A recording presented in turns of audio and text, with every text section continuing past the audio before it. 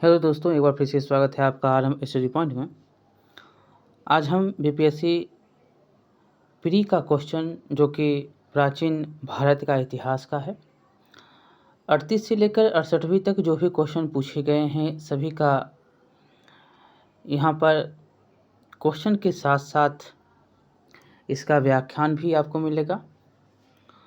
जो भी question BPSC के द्वारा अभी तक पूछा गया है सारे क्वेश्चन आपको देखने को मिलेंगे। तो चलिए ज़्यादा समय नहीं लेते हुए हम क्वेश्चन पर चलते हैं। और आज आपने बीपीएससी के बारे में जो भी डाउट था, एग्ज़ाम होगा नहीं होगा, क्या होगा नहीं होगा, सारे डाउट क्लियर हो गए होंगे, तो उस पर चर्चा नहीं करेंगे, डायरेक्ट अब क्वेश्चन पर चलेंगे। देखिएगा पहला क्वेश्चन कि भारत में पशुपालन एवं कृषि के प्राचीनतम साक्ष्य प्राप्त हुए हैं, कहाँ से हुए हैं? तो ये मेहरगढ़ से होते हैं। डी नंबर इसका उत्तर होगा। और इसमें भारतीय उपमहाद्वीप में पशुपालन एवं कृषि का प्राचीन स्थल मेहरगढ़ को माना जाता है, जो 7000 से 5500 ईसा पूर्व के मध्य मानव बसाव का क्षेत्र था। कुछ विद्वान मेहरगढ़ में पशुपालन का काल 8500 ईसा पूर्व से मानते हैं। नवीनतम खोजों के आधार पर भारतीय उपमहाद्वीप में प्राचीनतम कृषि साक्ष्य वाला स्थल उत्तर प्रदेश के संत कबीर नगर जिले में स्थित लहुरा देव है। ठीक है, और यहाँ से 9000 ईस्वी पूर्व से 7000 ईस्वी पूर्व के मध्य चावल के साक्ष्य प्राप्त हुए हैं लहुरा देव से। और उल्लेखनीय है कि इस नवीनतम खोजों के पूर्व भारतीय उपमहाद्वीप का प्राचीनतम कृषि साक्ष्य वाला स्थल मेहरगढ़, मतलब पुराना जो है वो मेहरगढ़ कहाँ पर है? तो पाकिस्तान के बलूचिस्तान में स्थित 7000, यहाँ से 7000 ईस्वी पूर्व के गेहूं के साक्ष्य मिले हैं। और इसके साथ ही चावल के साक्ष्य वाला स्थल कोलडेहवा, कौन है? कोलडेहवा प्रयागराज जिले में बेलन नदी के तट पर स्थित, यहाँ से 6500 ईस्वी पूर्व के चावल की भूसी के साक्ष्य मिले हैं माना जाता है। अगला क्वेश्चन देखेंगे तो निम्नलिखित में से किसको कैल्कोलिथिक युग के नाम से जानते हैं? तो यह है ताम्रपाषाण युग। देखिए ताम्रपाषाण युग को कैल्कोलिथिक युग भी कहा जाता है। जिन संस्कृतियों में तांबे के औजार के साथ ही पत्थर के बने हुए उपकरणों का प्रचलन मिलता है उन्हें प्रायः ताम्रपाषाणिक संस्कृतियां कहा जाता है। अगला क्वेश्चन देखेंगे कि हड़प्पा में बर्तनों, मिट्टी के बर्तनों का सामान्यतः किस रंग का उपयोग? तो ये था लाल रंग, लाल रंग का उपयोग होता था। इसमें देखें तो याद रखना है कि इसमें बहुत ही पॉइंट मिलेंगे आपको, जैसे कि हड़प्पा निवासी मिट्टी के बर्तनों का व्यापक पैमाने पर निर्माण करते थे। प्रारंभिक हड़प्पा सभ्यता में पैर से चालित चाक का प्रयोग किया जाता था। परिपक्व हड़प्पा के दौर में हाथ से चालित चाकों का प्रयोग किया जाने लगा था। डिजाइन के आधार पर इन बर्तनों की दो श्रेणियां थी, एक तो बिना डिजाइन वाले बर्तन तथा दूसरे चित्रित मृद भांड। अब देखिए मृद भांड को बनाने वाले मिट्टी में रेत का मिश्रण किया जाता था, जिनको पकाने पर यह हल्के भूरे लाल रंग का रूप ग्रहण कर लेती थी। और इन मृद भांडों के ऊपरी हिस्सों में लाल रंग की पुताई कर दी जाती थी तथा निचले हिस्से में काले रंग के विभिन्न प्रकार की चित्रकारी की जाती थी। अगला क्वेश्चन देखेंगे कि सिंधु सभ्यता निम्नलिखित में से किस युग में पड़ता है? तो यह अर्ध ऐतिहासिक काल के युग में पड़ते हैं। याद रखना है कि ऐतिहासिक काल का निर्धारण पठनीय लेखन के ज्ञान के आधार पर किया जाता है। लेखन कला के ज्ञान से पहले का कालखंड प्रागैतिहासिक काल कहा जाता है, मतलब इसमें जो है लिखने का काम नहीं होता था, नहीं समझते थे। और भारतीय इतिहास में 2300 बीसी से 600 बीसी का कालखंड अर्ध ऐतिहासिक काल माना गया है। और सिंधव सभ्यता अर्ध ऐतिहासिक काल की ही सभ्यता है, क्योंकि यहाँ पर लेखन कला का ज्ञान तो है परंतु अभी तक इसे पढ़ा नहीं जा सका। अगला क्वेश्चन देखेंगे, सिंधु घाटी सभ्यता की सबसे महत्वपूर्ण विशेषता क्या? तो यहाँ पर 2-3 बातें हैं, इसलिए एक से अधिक होगा। देखिएगा कि सिंधु घाटी सभ्यता की प्रमुख विशेषता नगर नियोजन को माना जाता है। यहाँ नगर और कस्बे एक निश्चित योजना के अनुसार बसाए जाते थे। पकी ईंट से बनी इमारतों में मोहनजोदड़ो का विशाल स्नानागार व अन्नागार, ये मोहनजोदड़ो में अन्नागार भी और स्नानागार भी दोनों है, ठीक है। अन्नागार और स्नानागार दोनों याद रखेंगे। और इनकी सतह पकी ईंटों की है, जिसे जिप्सम तथा मोर्टार द्वारा जोड़ा गया है। और पक्की ईंटों की से निर्मित सुनियोजित वास्तुकला, उन्नत व्यापार एवं वाणिज्य इस सभ्यता की प्रमुख विशेषता थी। अगला क्वेश्चन देखेंगे कि किस शहर को मिनी हड़प्पा के नाम से, तो ये लोथर है। लोथर को मिनी हड़प्पा के नाम से भी आप जानते हैं। एक मिनट, तो यहाँ पर देखिएगा, लोथर को क्या जानते हैं, मिनी हड़प्पा के नाम से भी इसको जानते हैं। अब देखिए यहाँ पर लिखा गया है कि लोथर प्राचीन हड़प्पा और सिंधु सभ्यता के सबसे दक्षिणी शहरों में से एक है। इसे मिनी हड़प्पा के नाम से भी जाना जाता है। यह आधुनिक गुजरात में स्थित है। ये भी पूछ देता है कि लोथर कहाँ है, तो गुजरात में है। और इसकी खुदाई जो है SR राव के द्वारा की गई। अगला क्वेश्चन देखेंगे कि निम्नलिखित में से हड़प्पा का बंदरगाह, तो आपको हमने बताया भी कि पूछ लेता है, तो कहाँ है, लोथर। लोथर कहाँ है, तो यह है गुजरात में। देखिए हड़प्पीय नगर लोथर गुजरात के अहमदाबाद जिला में भोगवा नदी के किनारे भोगवा भी पूछ सकता है, तो भोगवा नदी के किनारे है। और यह एक हड़प्पाकालीन बंदरगाह था, जहाँ से गोदीवारा के साक्ष्य प्राप्त हुए हैं। अगला क्वेश्चन देखेंगे कि निम्नलिखित में से कौन सा हड़प्पाकालीन स्थल गुजरात में, तो ये कौन है, तो लोथल है। अगला क्वेश्चन देखिएगा कि प्रथम मानव जीवाश्म भारत की किस नदी घाटी से प्राप्त हुआ था, तो ये नर्मदा घाटी से प्राप्त हुआ। C नंबर इसका उत्तर होगा। देखिए भारत में मानव का सर्वप्रथम साक्ष्य नर्मदा घाटी में अवस्थित हथनौरा, कहाँ है, सीहोर मध्य प्रदेश में, नामकपुरा स्थल से प्राप्त हुआ है।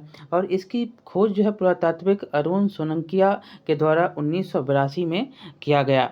अगला क्वेश्चन देखेंगे कि बुद्ध की प्राचीनतम प्रतिमा किस शैली से प्राप्त होती है, तो यहाँ पर गांधार शैली और मौर्य शैली, आपको यहाँ पर दो बातें मिलेगी। देखिए यहाँ पर आपको कुषाण काल में गांधार एवं मथुरा कला जो है मथुरा कला शैली के तहत बुद्ध एवं बोधिसत्व की बहुसंख्यक मूर्तियों का मतलब बैठी एवं खड़ी स्थिति में निर्माण हुआ, ठीक है। गांधार एवं मथुरा कला शैली दो है, तो ये इसलिए याद रखना है कि BS अग्रवाल के अनुसार सर्वप्रथम मथुरा में ही बुद्ध मूर्तियों का निर्माण किया गया, जहां इनके लिए पर्याप्त आधार था। हिंदुस्तान के विवरण के अनुसार बुद्ध की प्रथम प्रतिमा कौशाम्बी में बनी थी, परंतु अनेक विद्वान महात्मा बुद्ध की प्रथम प्रतिमा के निर्माण का श्रेय गांधार कला को देते हैं। अतः निश्चित तौर पर यह नहीं कहा जा सकता कि बुद्ध की प्रथम प्रतिमा किस शैली से बनी है, ये जो है नहीं कह रहा है। अगला क्वेश्चन देखेंगे कि भारत में पहले साम्राज्य की स्थापना किस शासक के द्वारा की गई, तो ये चंद्रगुप्त मौर्य था। देखेंगे उत्तर ये होगा। और चंद्रगुप्त मौर्य की जो है चंद्रगुप्त मौर्य की गणना भारत के महान शासकों में होती है। वह भारत का प्रथम ऐतिहासिक सम्राट था। वह ऐसा पहला सम्राट था जिसने 72 भारत पर अपना शासन स्थापित किया और जिसका विस्तार ब्रिटिश भारतीय साम्राज्य से बड़ा था। उसके साम्राज्य की सीमा ईरान से मिलती थी और उसने ही भारत को सर्वप्रथम राजनीतिक रूप से एकबद्ध किया था। अगला क्वेश्चन देखें तो किस अभिलेख में कलिंग विजय का वर्णन, तो यहाँ पर आपको जूनागढ़ है, मस्की है, रुद्रदामन और हांती गुफा है। देखिए अशोक की कलिंग विजय का उल्लेख अशोक के 13वें बृहत शिलालेख से प्राप्त होता है, तो इसलिए यहाँ पर उत्तर नहीं, एक से अधिक या इनमें से कोई नहीं। हाथी गुफा अभिलेख चेंदी राजा खारवेल की आत्मकथात्मक स्तुति है और यह गुफा भुवनेश्वर के पास उदयगिरी पहाड़ी में स्थित है। अगला क्वेश्चन देखेंगे कि निम्न में से किस हड़प्पाकालीन स्तर से टेराकोटा का हल प्राप्त हुआ, तो ये बनावली है। कौन है, तो बनावली से टेराकोटा का जो है हल प्राप्त होता है। याद रखना है कि हरियाणा के फतेहाबाद, कहाँ, फतेहाबाद जिले में स्थित बनावली से टेराकोटा का हल प्राप्त होता है। 14 नंबर क्वेश्चन है कि निम्न में से किस हड़प्पन नगर में जुते हुए खेतों के निशान मिले हैं। ये भी क्वेश्चन जो है अभी तक आपने पढ़ा कि यह कालीबंगा था। क्या था? ए नंबर कालीबंगा। यहाँ पर हरियाणा के फतेहाबाद जिले में स्थित बनावली से पकी मिट्टी की बनी हुई हल की प्रतिकृति मिलती है। तो खंभात की खाड़ी जो भगवा नदी के किनारे है, निकट स्थित लोथल के गोदीवारा के साक्ष्य मिलते हैं। और राजस्थान के हनुमानगढ़ जिले में घग्गर नदी के किनारे स्थित कालीबंगा से जुटे हुए साक्ष्य खेत के साक्ष्य मिलते हैं राजस्थान में। और गुजरात के धौलीवीरा से हड़प्पा लिपि के बड़े आकार के 10 चिन्हों वाला एक शिलापट मिलता है। अगला क्वेश्चन देखेंगे कि निम्नलिखित में से कौन हड़प्पा और मोहनजोदड़ो के उत्खनन से संबंधित नहीं थे। तो ये थे B.A. स्मिथ। यहाँ पर याद रखना है A.K.N. दीक्षित, R.D. बनर्जी और M.S. वर्ष हैं। देखिए 1921 में दयाराम साहनी ने हड़प्पा का बृहद स्थल पर उत्खनन कार्य प्रारंभ कराया।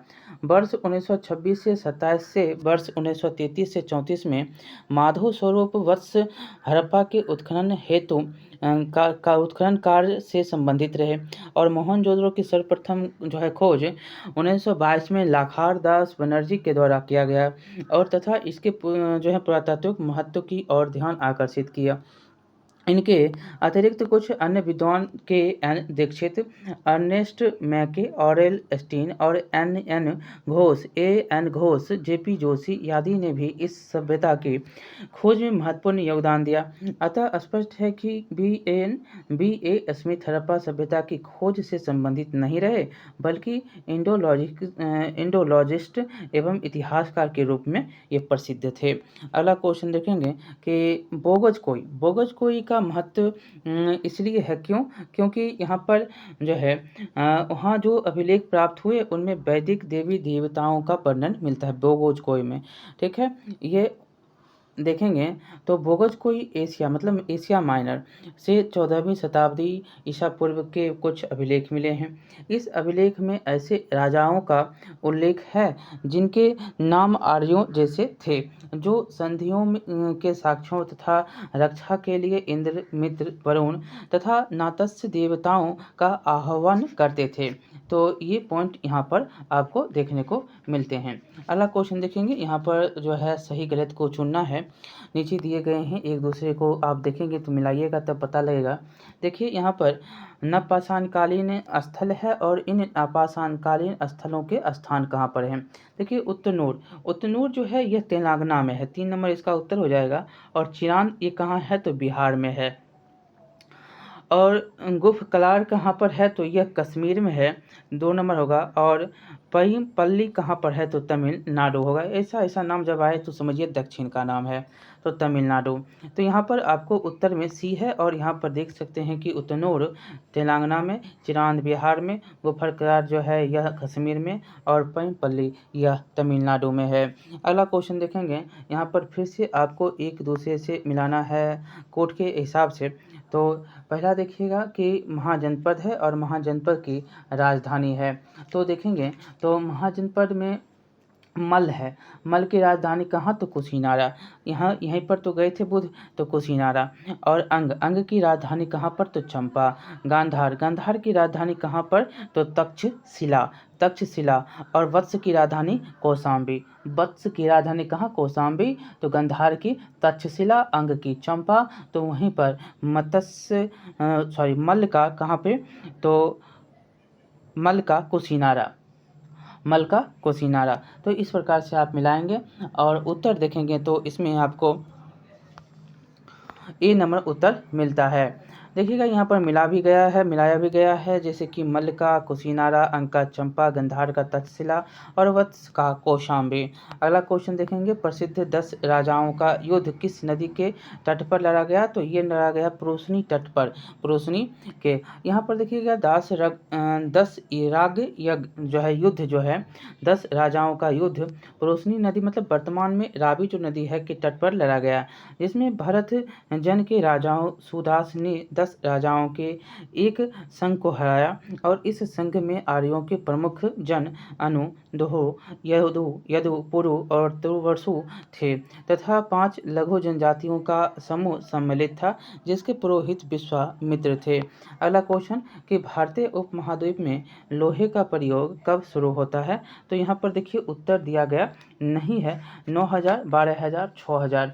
तो देखेंगे तो इसका उत्तर क्या होगा? देखिए भारतीय उपमहाद्वीप में लोहे के प्रयोग की कोई प्राचीनतम तिथि निश्चित नहीं है, इसलिए ई नंबर इसका उत्तर हो जाएगा। अगला क्वेश्चन देखेंगे कि प्राचीन, ये देख सकते हैं 68वीं बीपीएससी का है, इसीलिए इतना जो है क्या था हार्ड क्वेश्चन। अगला है कि प्राचीन काल में गंगा के क्षेत्र को क्या कहा जाता है?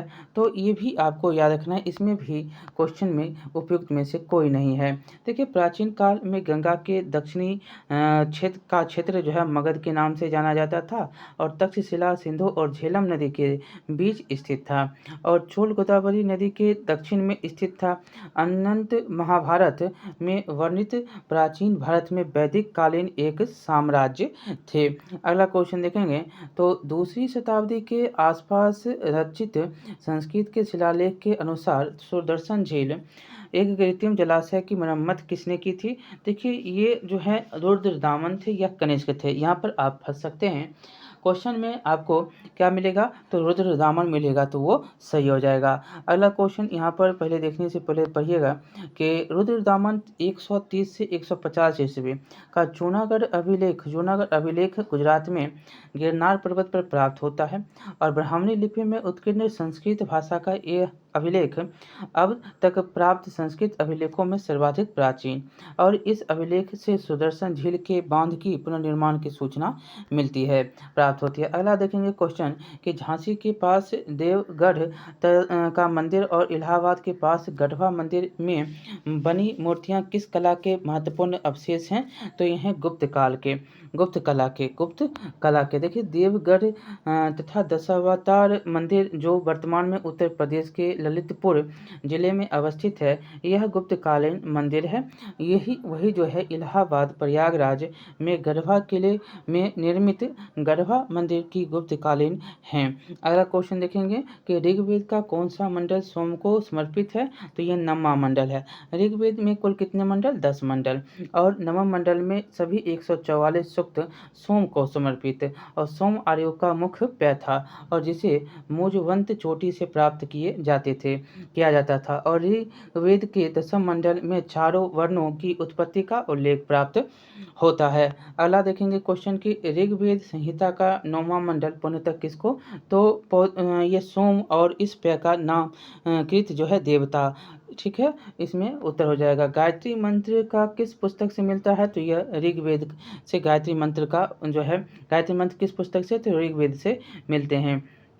इसमें विश्वामित्र जो है इसके रचनाकार हैं और यह मंत्र ऋग्वेद के 3य मंडल में वर्णित है।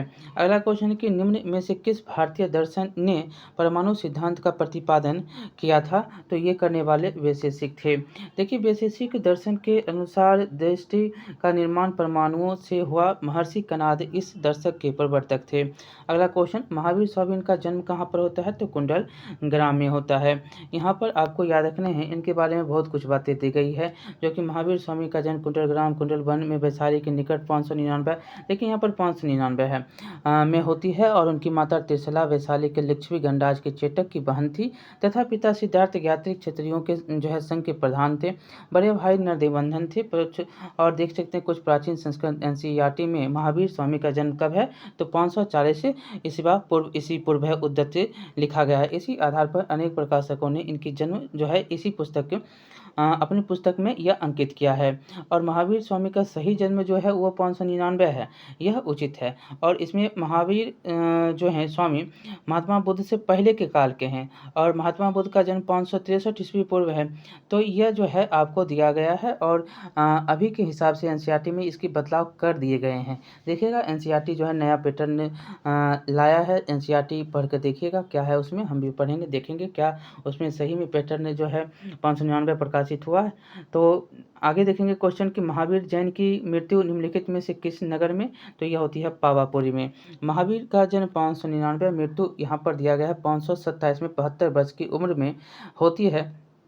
याद रखना है कि इनके पिता जो है सिद्धार्थ ज्ञातिक क्षत्रियों के संघ के प्रधान बज्जी संघ के एक प्रमुख सदस्य, और ये इनकी मृत्यु जो है राजगिरी के समीप स्थित पावापुरी में होता है 72 वर्ष की उम्र में। देखेंगे महावीर जो है स्वामी भगवान महावीर का प्रथम शिष्य था, तो इनके पुत्र जो है दामाद ही थे जामाली। ये नंबर इसका उत्तर होगा। भगवान महावीर का जो है जन्म क्षत्रिय वंश के सामंत सिद्धार्थ के यहाँ 599 ईस्वी पूर्व, और इनकी पत्नी यशोदा था, और इनकी जो है उनसे प्रियदर्शना नामक एक पुत्री होती है, और उस पुत्री का विवाह जमाली नामक एक क्षत्रिय से होता है, जो महावीर स्वामी का एक अनुयायी बना, और प्रथम शिष्य भी यही था, ये दामाद था। अगला देखेंगे कि निम्नलिखित में से कौन सबसे जो है पूर्वकालिक जैन ग्रंथ कहलाता है, तो ये 14 पूर्व है। 14 पूर्व सी नंबर उत्तर होगा। 14 पूर्व प्राचीनतम जैन ग्रंथ है।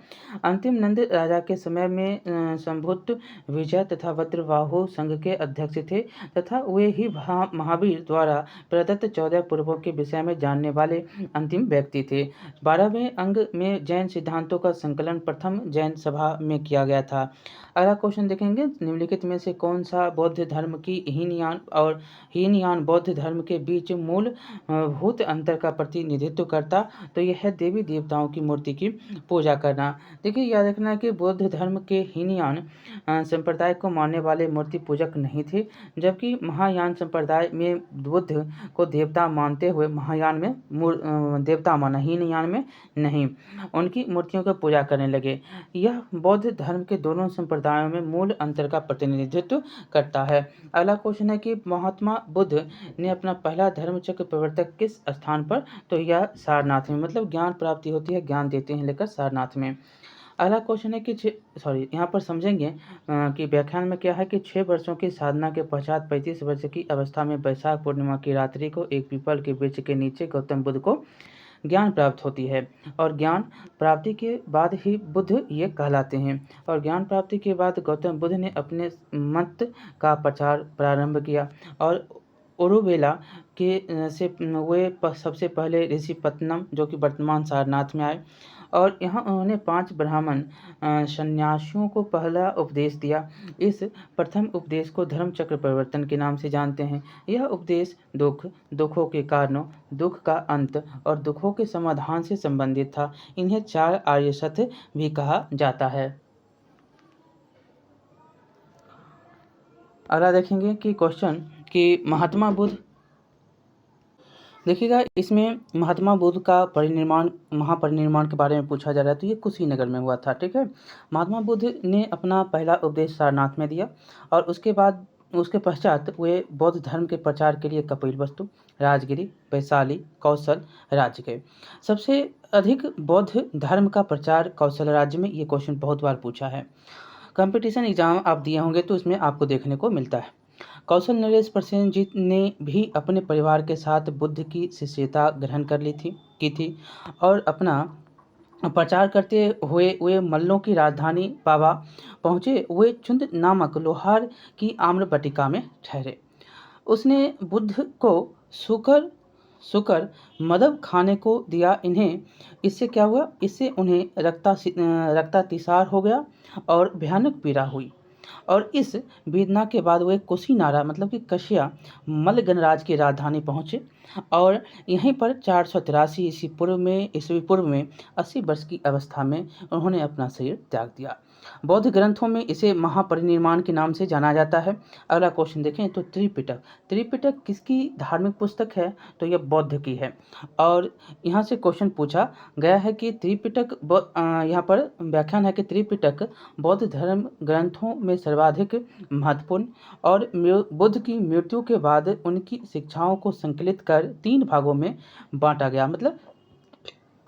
और इन्हीं को त्रिपिटक भी कहते हैं।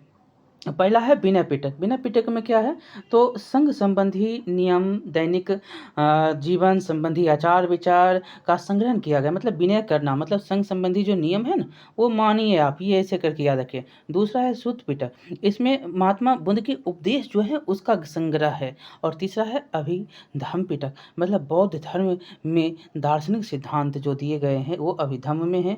बुद्ध के जो उपदेश हैं वो सूत में है, सूत पिटक में है। और दैनिक जीवन संबंधी आचार विचार नियम ये सारे विनय पिटक में हैं। अगला क्वेश्चन, त्रिरत्न। देखिए एक बात याद रखना है, जब पिटक आए तो बुद्ध के पास जाइए, और रत्न जब आए तो जैन के पास जाइए।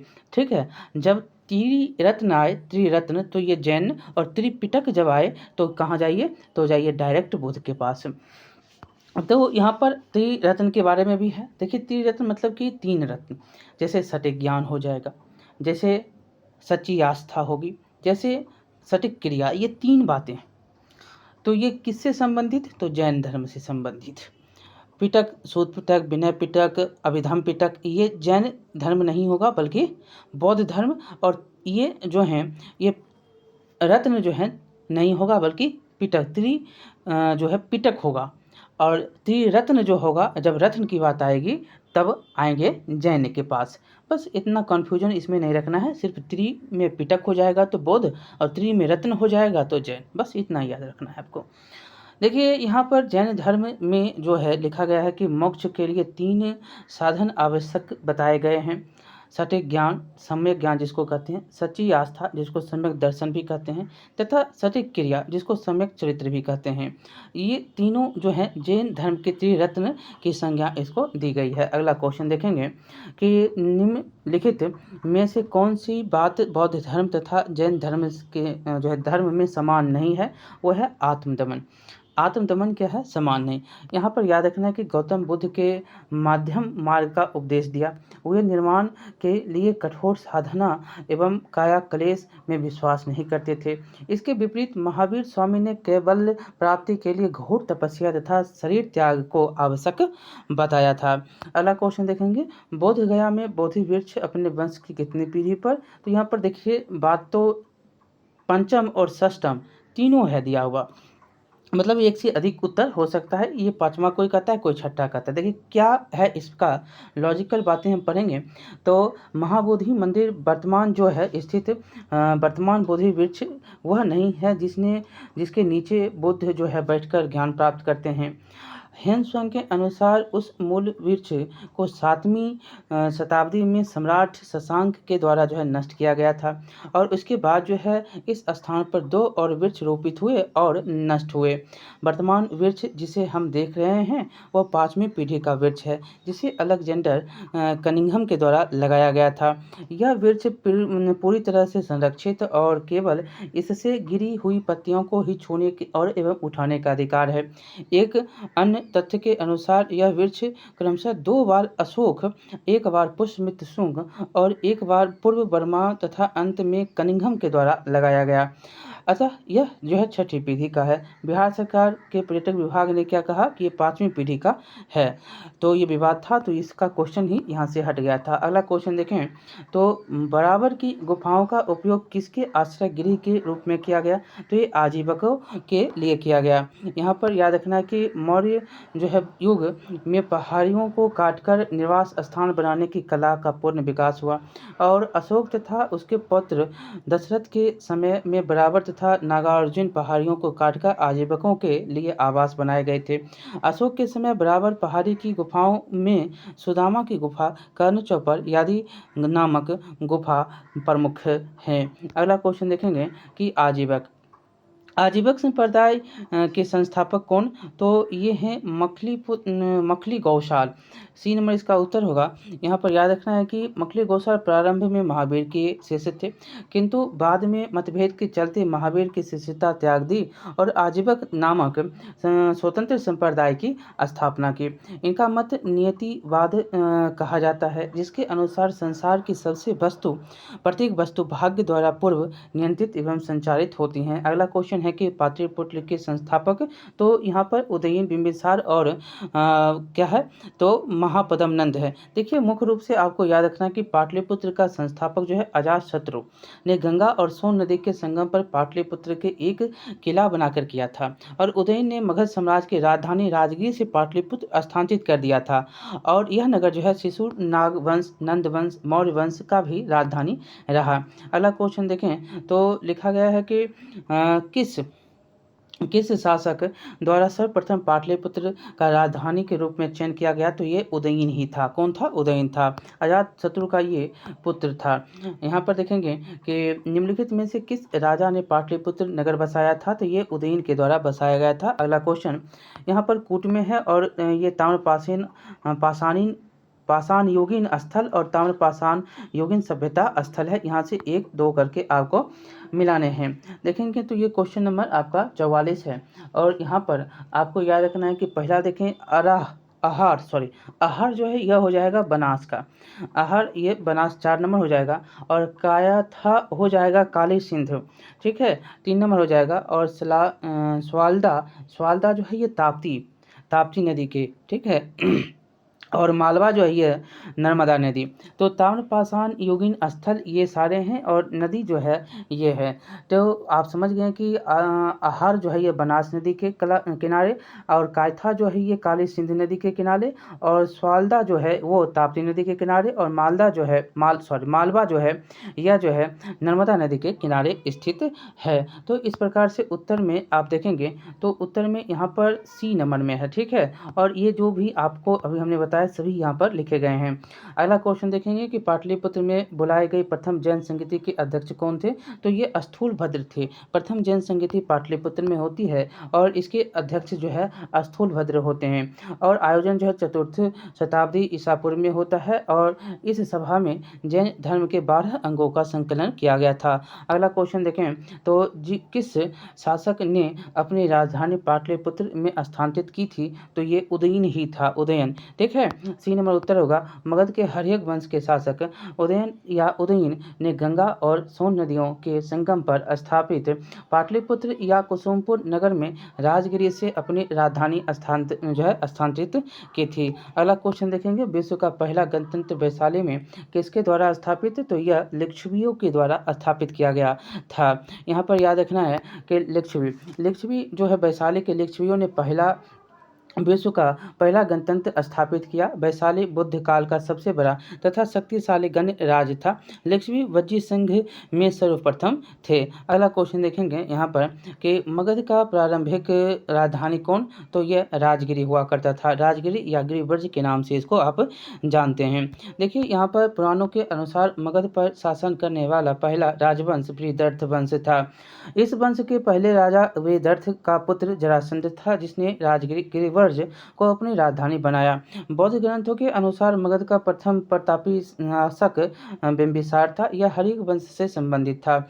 इसकी मृत्यु 492 ईसा पूर्व में हुई, और इसके पश्चात अजातशत्रु मगध का शासक हुआ। और अजातशत्रु ने क्या किया, अजातशत्रु के पुत्र उदयन ने अपनी राजधानी राजगिरी से पाटलिपुत्र स्थानांतरित किया था। अगला क्वेश्चन देखेंगे, मगध शासक बिंबिसार का चिकित्सक कौन, तो यह जीवक था। कौन था, तो जीवक जो है मगध शासक का बिंबिसार का चिकित्सक था। इस बिंबिसार ने उसे अवंती नरेश चंड प्रधूत के इलाज के लिए भी भेजा था। अगला क्वेश्चन है कि अजातशत्रु के वंश का नाम क्या था, तो हर्यक वंश था। देखिए मगध का शासक जो है अजातशत्रु 492 से 460 ईसा पूर्व अपने पिता हर्यक वंश के संस्थापक बिंबिसार की हत्या कर राजगद्दी पर बैठा, और इसके बाद जो है इसकी भी हत्या उसके पुत्र उदयन के द्वारा कौशाम्बी के वत्स राजा उदयन के से भिन्न है ने उसको हत्या कर दी थी। अगला क्वेश्चन देखेंगे, सेंड्रोकोटस से चंद्रगुप्त मौर्य की पहचान किसने किया, तो ये विलियम जोन्स के द्वारा किया गया। यहाँ पर याद रखना है कि विलियम जोन्स पहले विद्वान थे जिन्होंने सेंड्रोकोटस की पहचान मौर्य शासक चंद्रगुप्त मौर्य से किया, और एरियन तथा प्लूटार्क ने चंद्रगुप्त मौर्य को एंड्रोकोटस के रूप में वर्णित किया, जबकि जस्टिन ने सेंड्रोकोटस चंद्रगुप्त मौर्य और सिकंदर महान की भेंट का उल्लेख भी किया। अगला क्वेश्चन देखेंगे यहाँ पर कि ब्राह्मणी लिपि का सर्वप्रथम किसके द्वारा पढ़ा गया? तो ये जेम्स प्रिंसेप के द्वारा जो है पढ़ा जाता है। ये देख सकते हैं क्वेश्चन कितना बार पूछा गया है।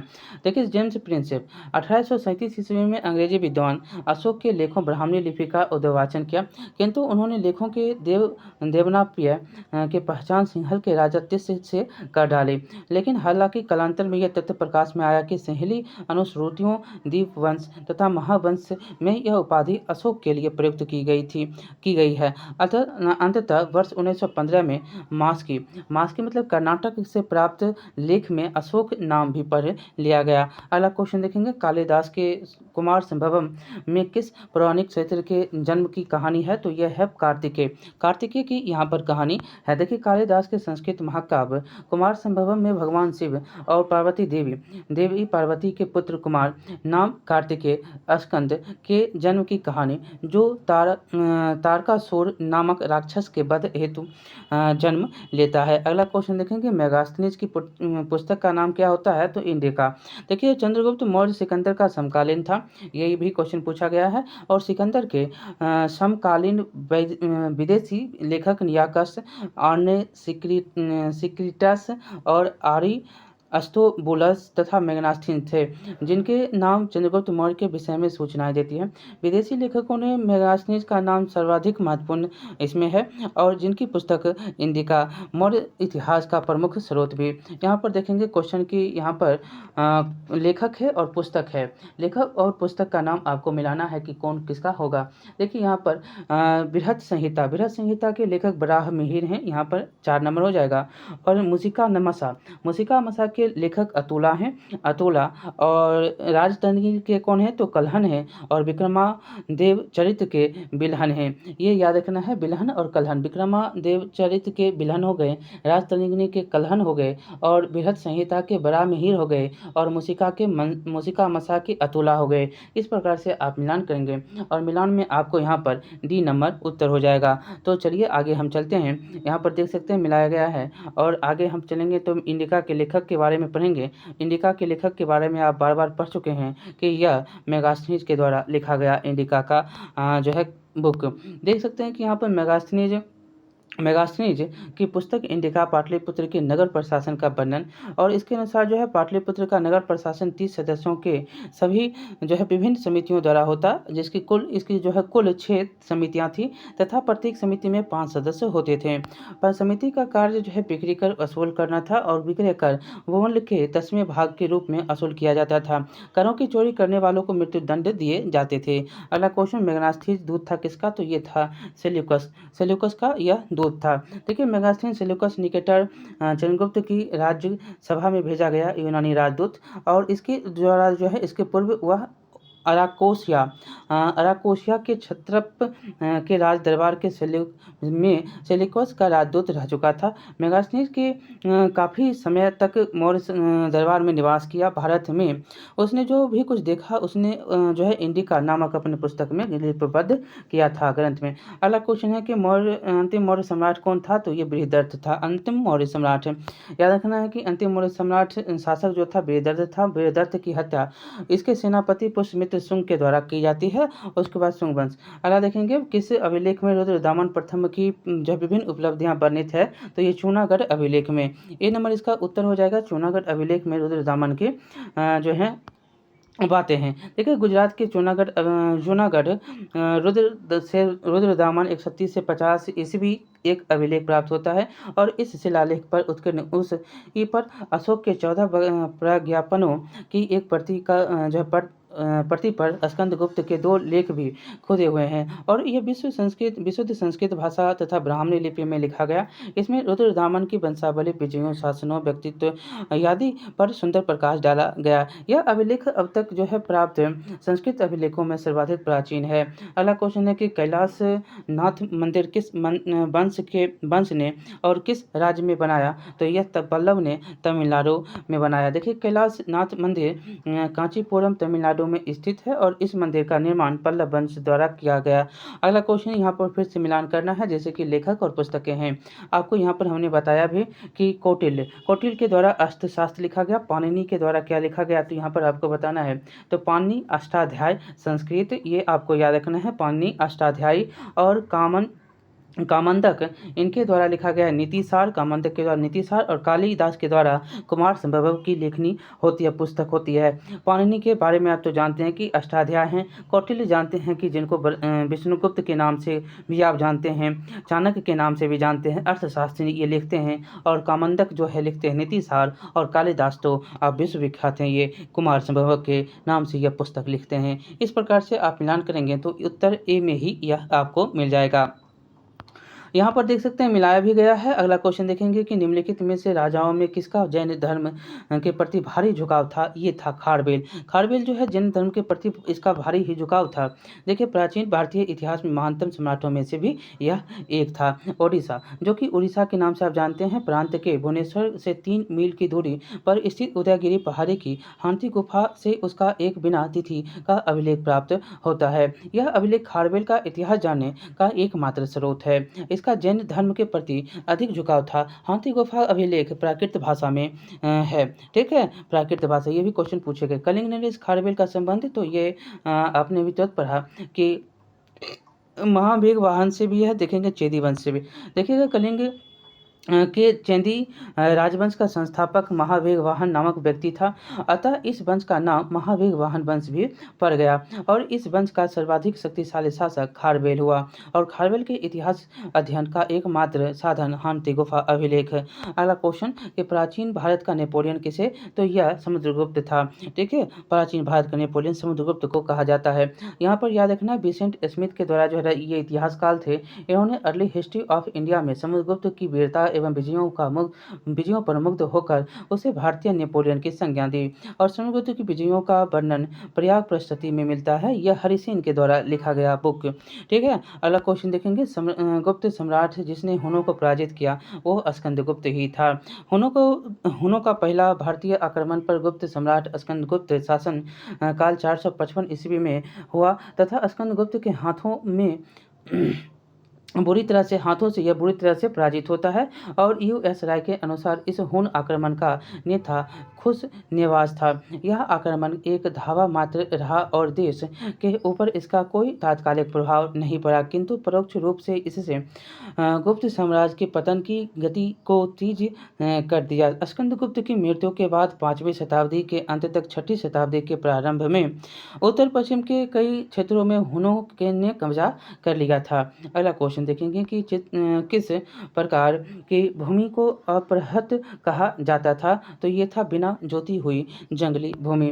देखिए बिना जोती हुई जंगली जो भूमि होती थी उसको अपरहत भूमि कहते थे। यह गुप्त काले राजस्व व्यवस्था का एक पद है। अगला क्वेश्चन है चीनी यात्री सुंग ने भारत की यात्रा कब की, तो 515 ईस्वी से 515 से 520 ईस्वी। ठीक है, 515 से 520। देखिए चीनी यात्री सुंग युंग 518 में भारत आता है, और उसने अपनी 3 वर्षों की यात्रा बौद्ध धर्म की प्रतियां एकत्रित की थी। अगला क्वेश्चन हर्षवर्धन के शासनकाल में चीनी यात्री ने भारत की यात्रा की थी, तो वो था हेनस्वांग के द्वारा जो है यहाँ पर भारत में आता है। यह हर्षवर्धन के समय में आता है। उसकी उत्कृष्ट अभिलाषा महात्मा बुद्ध के चरण चिन्हों द्वारा पवित्र किए गए स्थानों को देखने एवं पवित्र बौद्ध ग्रंथों का अध्ययन करने की थी, जो उन दिनों भारत में सुलभ थे।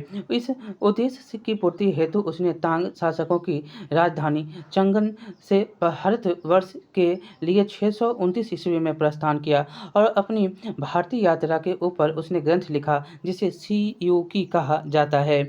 अगला क्वेश्चन देखेंगे कल्हण की पुस्तक, तो राजतरंगिणी है। कौन सी है, तो राजतरंगिणी कश्मीर का इतिहास लिखा गया है राजतरंगिणी में, और इस की रचना कल्हण ने जय सिंह 1128 से 49 के शासनकाल में पूर्ण किया, और चंद्रगुप्त मौर्य के प्रधानमंत्री चाणक्य ने राजनीतिक शास्त्र पर अपनी प्रसिद्ध ग्रंथ अर्थशास्त्र की रचना की। अगला क्वेश्चन देखेंगे कि उदंतपुर शिक्षा केंद्र निम्न में से किस राज्य में अवस्थित, ये है आपको बिहार में। उदंतपुर कहाँ, तो बिहार में। देखिए उदंतपुर जिसे उदनापुर भी कहा जाता है, प्राचीन काल में एक प्रमुख शिक्षा केंद्र था। यह बिहार राज्य में अवस्थित। इसकी काल स्थापना जो है पाल वंश के प्रथम शासक गोपाल के द्वारा किया गया। अगला क्वेश्चन कर्नाट वंश का संस्थापक कौन हुआ, तो यह होता है नान्यदेव। कर्नाट वंश के संस्थापक नान्यदेव 1197 से 98 समन्वय थे। वह एक महान योद्धा नानदेव ने कर्नाटक की राजधानी सिमरावगढ़ को बनाया। कर्नाटक वंश का शासक 1097 से 1325 ईस्वी मिथिला का स्वर्ण युग इसको कहा जाता है। अगला कर्नाटक वंश का अंतिम शासक कौन होता है, तो यह हरि सिंह होता है। देखिए, हरि सिंह कर्नाटक वंश का अंतिम शासक होता है। ये कला और साहित्य के संरक्षक, इन्होंने पंजीकरण व्यवस्था की भी शुरुआत की थी। अगला क्वेश्चन है कि किस काल में अछूत की अवधारणा स्पष्ट रूप से उदित होती है, तो यह धर्मशास्त्र के समय में होती है। याद रखना, धर्मशास्त्र के समय में 4 वर्ण थे, ब्राह्मण, क्षत्रिय, वैश्य और शूद्र। इसके जो है अतिरिक्त समाज में अन्य अनेक जातियां थी।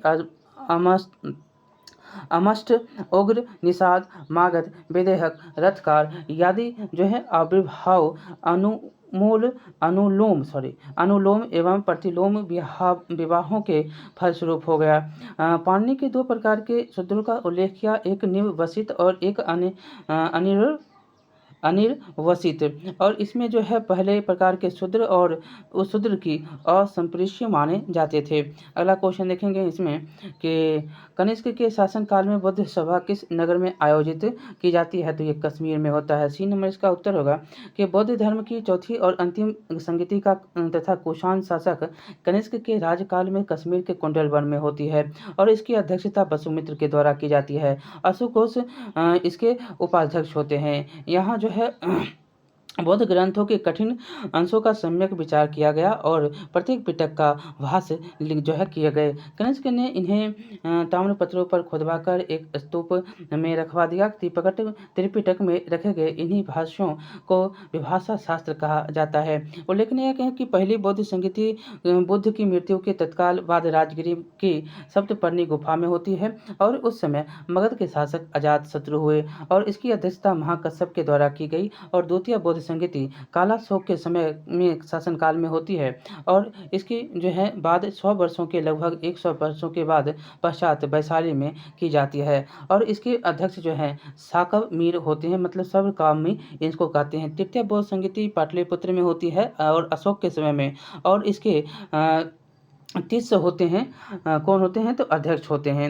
यहाँ पर देख सकते हैं कि प्रथम बौद्ध संगति के अध्यक्ष कौन होते हैं, तो ये होते हैं आपको वसुमित्र। ठीक है, अगला क्वेश्चन देखें। भगवान बुद्ध के महापरिनिर्वाण के पहली बौद्ध संगति होती है तो यह राजगिरी में होती है, दूसरा वैशाली में, तीसरा पाटलिपुत्र में, चौथा जो है कश्मीर कुंडलवन में। अगला देखेंगे यहाँ पर कि बौद्ध धर्म महासभा का आयोजन हुआ तो यह राजगिरी में होता है। अगला क्वेश्चन देखेंगे यहाँ पर कि बुद्ध के जीवन के 4 महत्वपूर्ण घटनाओं और उससे संबंध 4 स्थानों के नीचे उल्लेख दिए गए हैं। यहाँ पर एक दूसरे को मिलाना है। देखिए, जन्म जो होता है यह होता है आपको लुम्बिनी में। जन्म कहाँ पे, तो लुम्बिनी में। और ज्ञान प्राप्ति कहाँ पे, तो बोध गया में। प्रथम प्रवचन कहाँ, तो सारनाथ में। निधन कहाँ, तो कुशीनारा में। अगला क्वेश्चन देखेंगे, इसमें सी नंबर उत्तर होगा। बुद्ध का जन्म 563 ईस्वी पूर्व कपिल वस्तु के समीप लुम्बिनी वन में होता है।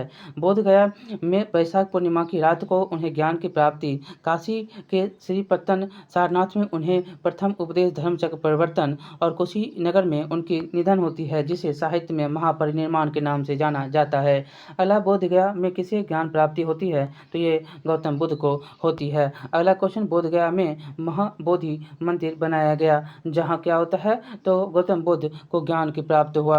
अगला देखेंगे यहाँ पर कि बोध गया में 6 वर्ष के साधना के पश्चात 35 वर्ष की आयु में महात्मा बुद्ध को वैशाख पूर्णिमा की रात को एक पीपल के बीच के नीचे ज्ञान प्राप्त होती है और इस स्तर पर मंदिर का निर्माण सम्राट अशोक की 3वीं शताब्दी BC में प्रारंभ होती है, परंतु इसका जो है वर्तमान स्वरूप 5वीं से 6वीं शताब्दी में निर्मित हुई और यह मंदिर पूरी तरह से ईंट से निर्मित वर्ष 2002 में यूनेस्को द्वारा यह विश्व धरोहर स्थल में बन गया। अगला देखेंगे बना और अगला क्वेश्चन, गौतम बुद्ध ने अपना पहला उपदेश कहाँ दिया, तो सारनाथ में देते हैं। तो याद रखना है, इसमें बी नंबर उत्तर हो जाएगा। देखिए, गौतम बुद्ध ने अपना पहला उपदेश ऋषिपत्नम या मृगदाव या सारनाथ इसको कहते हैं में 5 ब्राह्मणों को दिया, जिसे धर्मचक्र परिवर्तन के नाम से भी जाना जाता है। अगला कि गौतम बुद्ध को एक देवता का स्थान किस जो है राजा के युग में प्राप्त होता है, तो ये कनिष्क के ही समय में होता है। देखिएगा कि कनिष्क के शासनकाल में संपन्न चतुर्थ बौद्ध संगति में बौद्ध धर्म हीनयान और महायान 2 स्पष्ट एवं स्वतंत्र संप्रदायों में विभक्त होता है और महायान में खुद बुद्ध को देवता माना गया तथा उनकी पूजा की जाने लगी। इसी के साथ अनेक बोधिसत्वों की भी पूजा अर्चना की गई, मतलब प्रारंभ हो गया। अगला क्वेश्चन देखेंगे कि ईसा पूर्व 6वीं सदी में विश्व की प्रथम गणतंत्रात्मक व्यवस्था कहाँ पर, तो यह वैशाली में। याद रखना है कि यह प्रथम विश्व का गणतंत्रात्मक व्यवस्था वैशाली 6वीं ईसा पूर्व और 6वीं सदी जहाँ पर महाजनपदों को राजतंत्रात्मक शासन व्यवस्था थी, वहीं बज्जी तथा मल नामक 2 राज्यों में गणतंत्रात्मक शासन व्यवस्था प्रचलित थी। बज्जी 8 राज्यों का एक संघ था जिसमें वैशाली के लिच्छवी सर्वाधिक शक्तिशाली हुआ करते थे। अगला है 16 महाजनपदों की सूची उपबंध है, तो यह है आपको अंगुत्तर निकाय में। याद रखना है कि 16 महाजनपद के नाम में से किसी का भी पूछ सकता है, जैसे कि बौद्ध ग्रंथ में अंगुत्तर निकाय में 16 महाजनपदों की सूची दी गई है।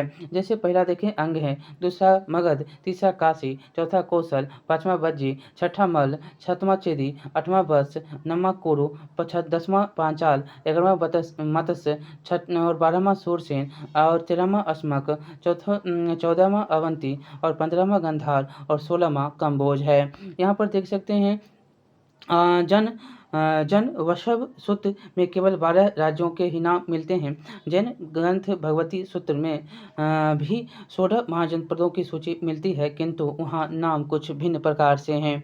अगला क्वेश्चन देखेंगे यहाँ पर कि नालंदा विश्वविद्यालय की स्थापना का युग है, तो यह गुप्त। क्या है, तो गुप्त है।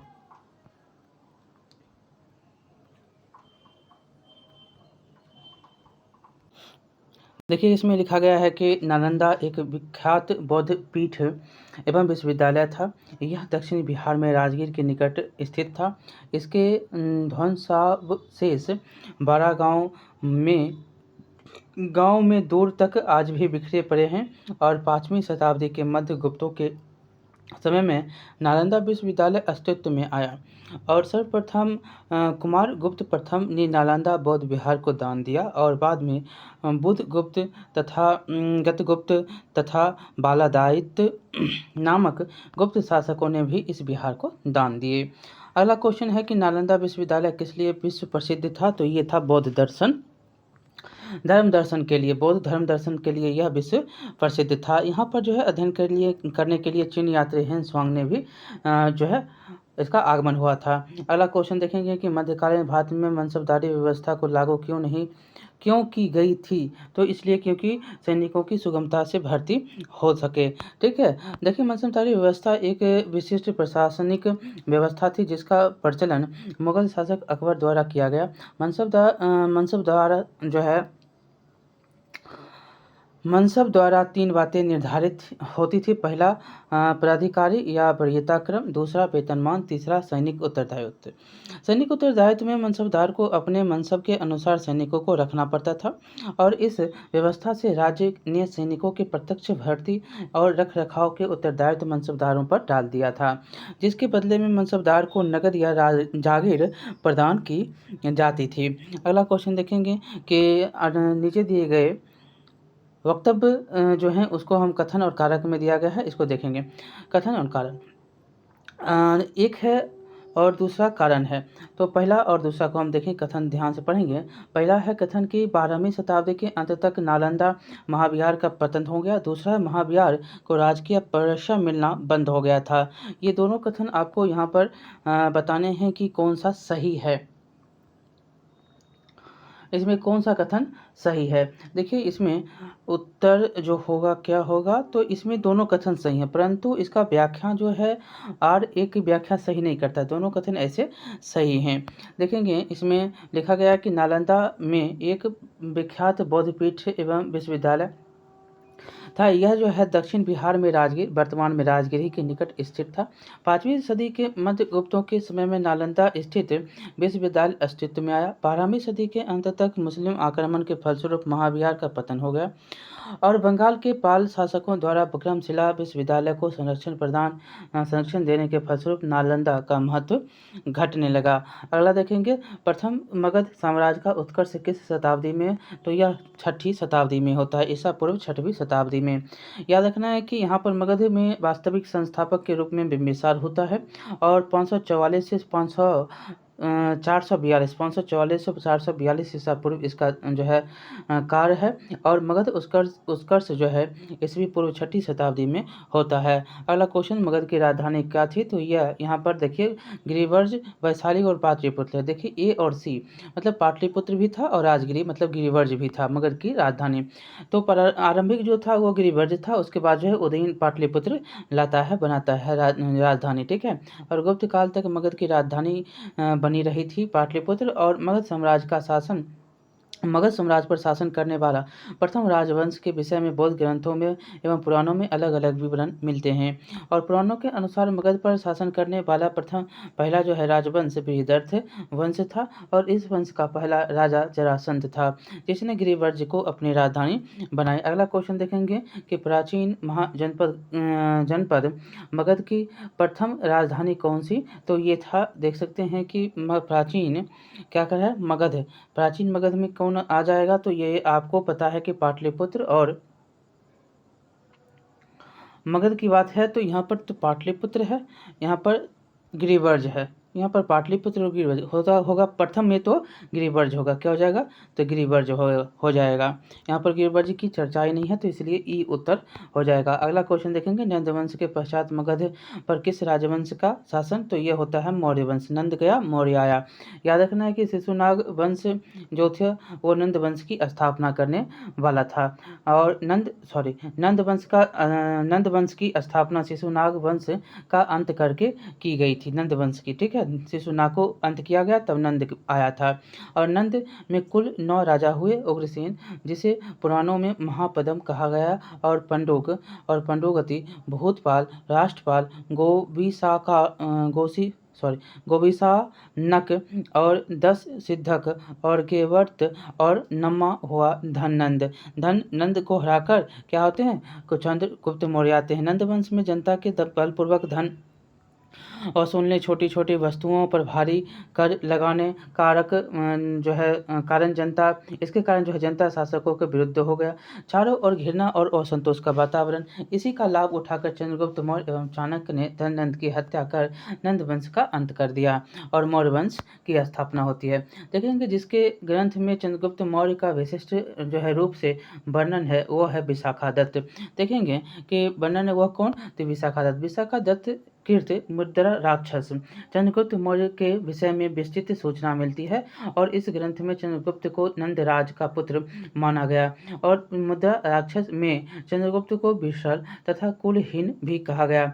18वीं शताब्दी में ढूंढी राज्य ने मुद्रा राक्षस पर टीका लिखा। और मुद्रा राक्षस के अतिरिक्त क्या होता है, विशाखा दत्त के नाम से 2 अन्य रचनाओं का उल्लेख प्राप्त होता है देवी चंद्रगुप्तम और अभिसारिका वर्चितक या अभिसारिका वंधितक या अप्राय, ये 2 हैं। अगला क्वेश्चन है कि निम्नलिखित में से मगध का कौन सा राजा सिकंदर महान के समकालीन? तो ये धनानंद ही था। धनानंद जो था महापद्म नंद के उत्तराधिकारी के संख्या पुराणों तथा बौद्ध ग्रंथों में 8 मिलती है। इस वंश का अंतिम शासक धनानंद जो सिकंदर का समकालीन था, उसे यूनानी लेखकों ने अग्रमीज कहा और जेनोफेन ने उसे बहुत धनाढ्य व्यक्ति भी बताता है और भद्रसाल उसका सेनापति था। अगला क्वेश्चन कि पाटलिपुत्र में स्थित चंद्रगुप्त का महल मुख्यतः था, तो यह था लकड़ी का बना हुआ। किसका बना था? तो लकड़ी का बना हुआ था। याद रखना है कि बिहार में पाटलिपुत्र के समीप बुलंदी बाग एवं कुम्हार में की गई खुदाई में मौर्य काल के लकड़ी के विशाल भवनों के अवशेष प्रकाश में आए।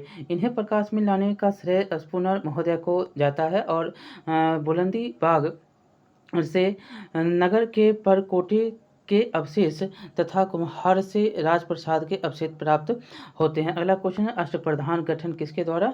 तो अष्टप्रधान होता है शिवाजी के द्वारा। देखिए याद रखना कि शिवाजी ने राज्य के प्रशासन के लिए केंद्रीय स्तर पर अष्टप्रधान की व्यवस्था की, जिसके अंतर्गत 8 मंत्रियों की नियुक्ति होती थी। इसमें पेशवा, अमात्य, मंत्री, सचिव, सुमंत, सेनापति, पंडित राव, न्यायाधीश शामिल थे।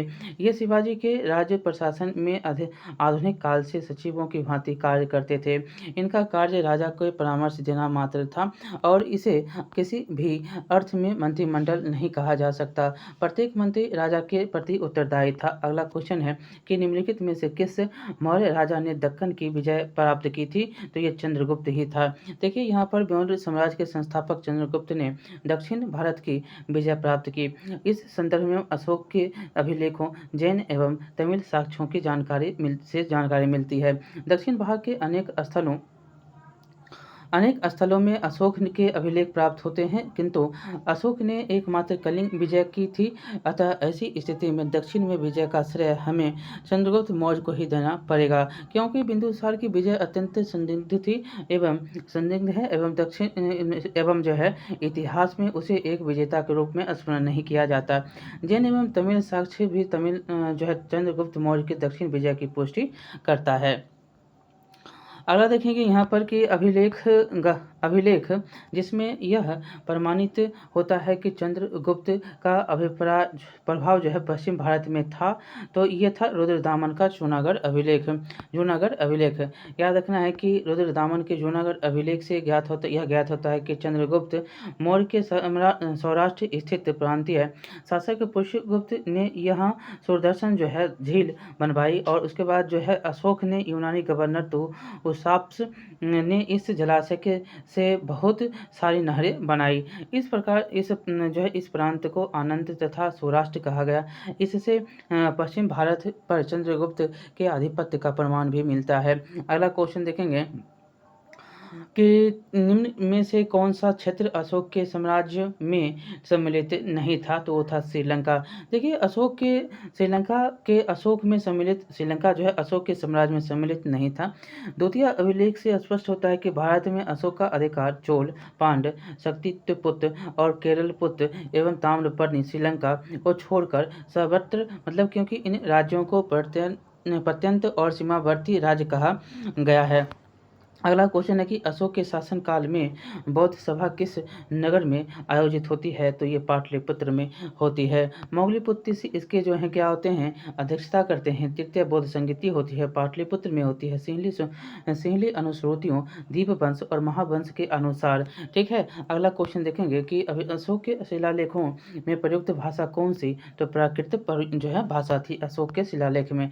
याद रखना है कि अशोक का इतिहास हमें मुख्यतः उनके जो है उसके अभिलेखों से ही प्राप्त होता है। उसके अभिलेखों को 3 वर्गों में विभाजित किया जाता है, एक शिलालेख से, एक स्तंभ लेख से, एक गुहालेख से। शिलालेख जो है 14 जो है लेखों का एक समूह है जो 8 विभिन्न स्थानों से प्राप्त होते हैं। यह स्थान है सहवाजगढ़ी, मानसेहरा, कालसी, गिरनार, धौली, जोहर, इलगुडी और सोपारा।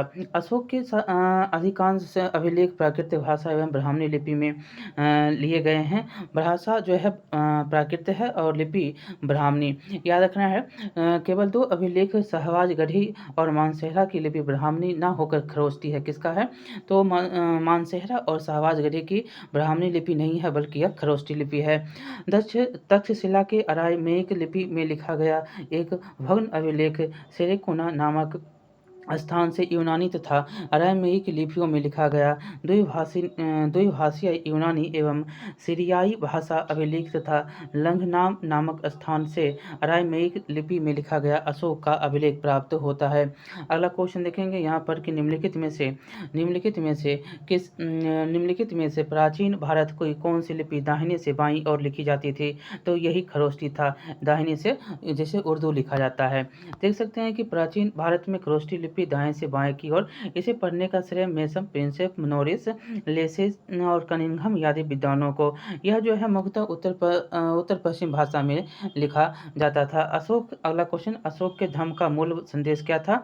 तो यहाँ पर राजा के प्रति वफादारी, शांति, अहिंसा, एक से अधिक इसमें उत्तर होंगे। देखेंगे तो क्या होता है, अशोक के धर्म है कि नैतिक संहिता थे कि अशोक अपने दूसरे और 7वें शिलालेख के माध्यम से संदेश देता है कि अपासीनवे बहुकायाने दया दाने सचे सोचे माधवे साधवे च, अर्थात कम पाप करना, कल्याण करना, दया दान करना, सत्य बोलना, पवित्रता से रहना, स्वभाव में मधुरता तथा साधुता बनाए रखना, इस प्रकार से धर्म के मूल संदेश में शांति और अहिंसा, बड़ों का सम्मान तथा धार्मिक सहनशीलता निहित है। अतः यह जो है एक से अधिक उत्तर यहाँ पर होंगे। अगला क्वेश्चन देखेंगे कि केवल वह स्तंभ जिसमें अशोक ने स्वयं को मगध का सम्राट बताया, तो वो कौन था? तो भ्राभु अभिलेख स्तंभ है। कौन है? भ्राभु स्तंभ। देखिए, भ्राभु जो बैराट है स्तंभ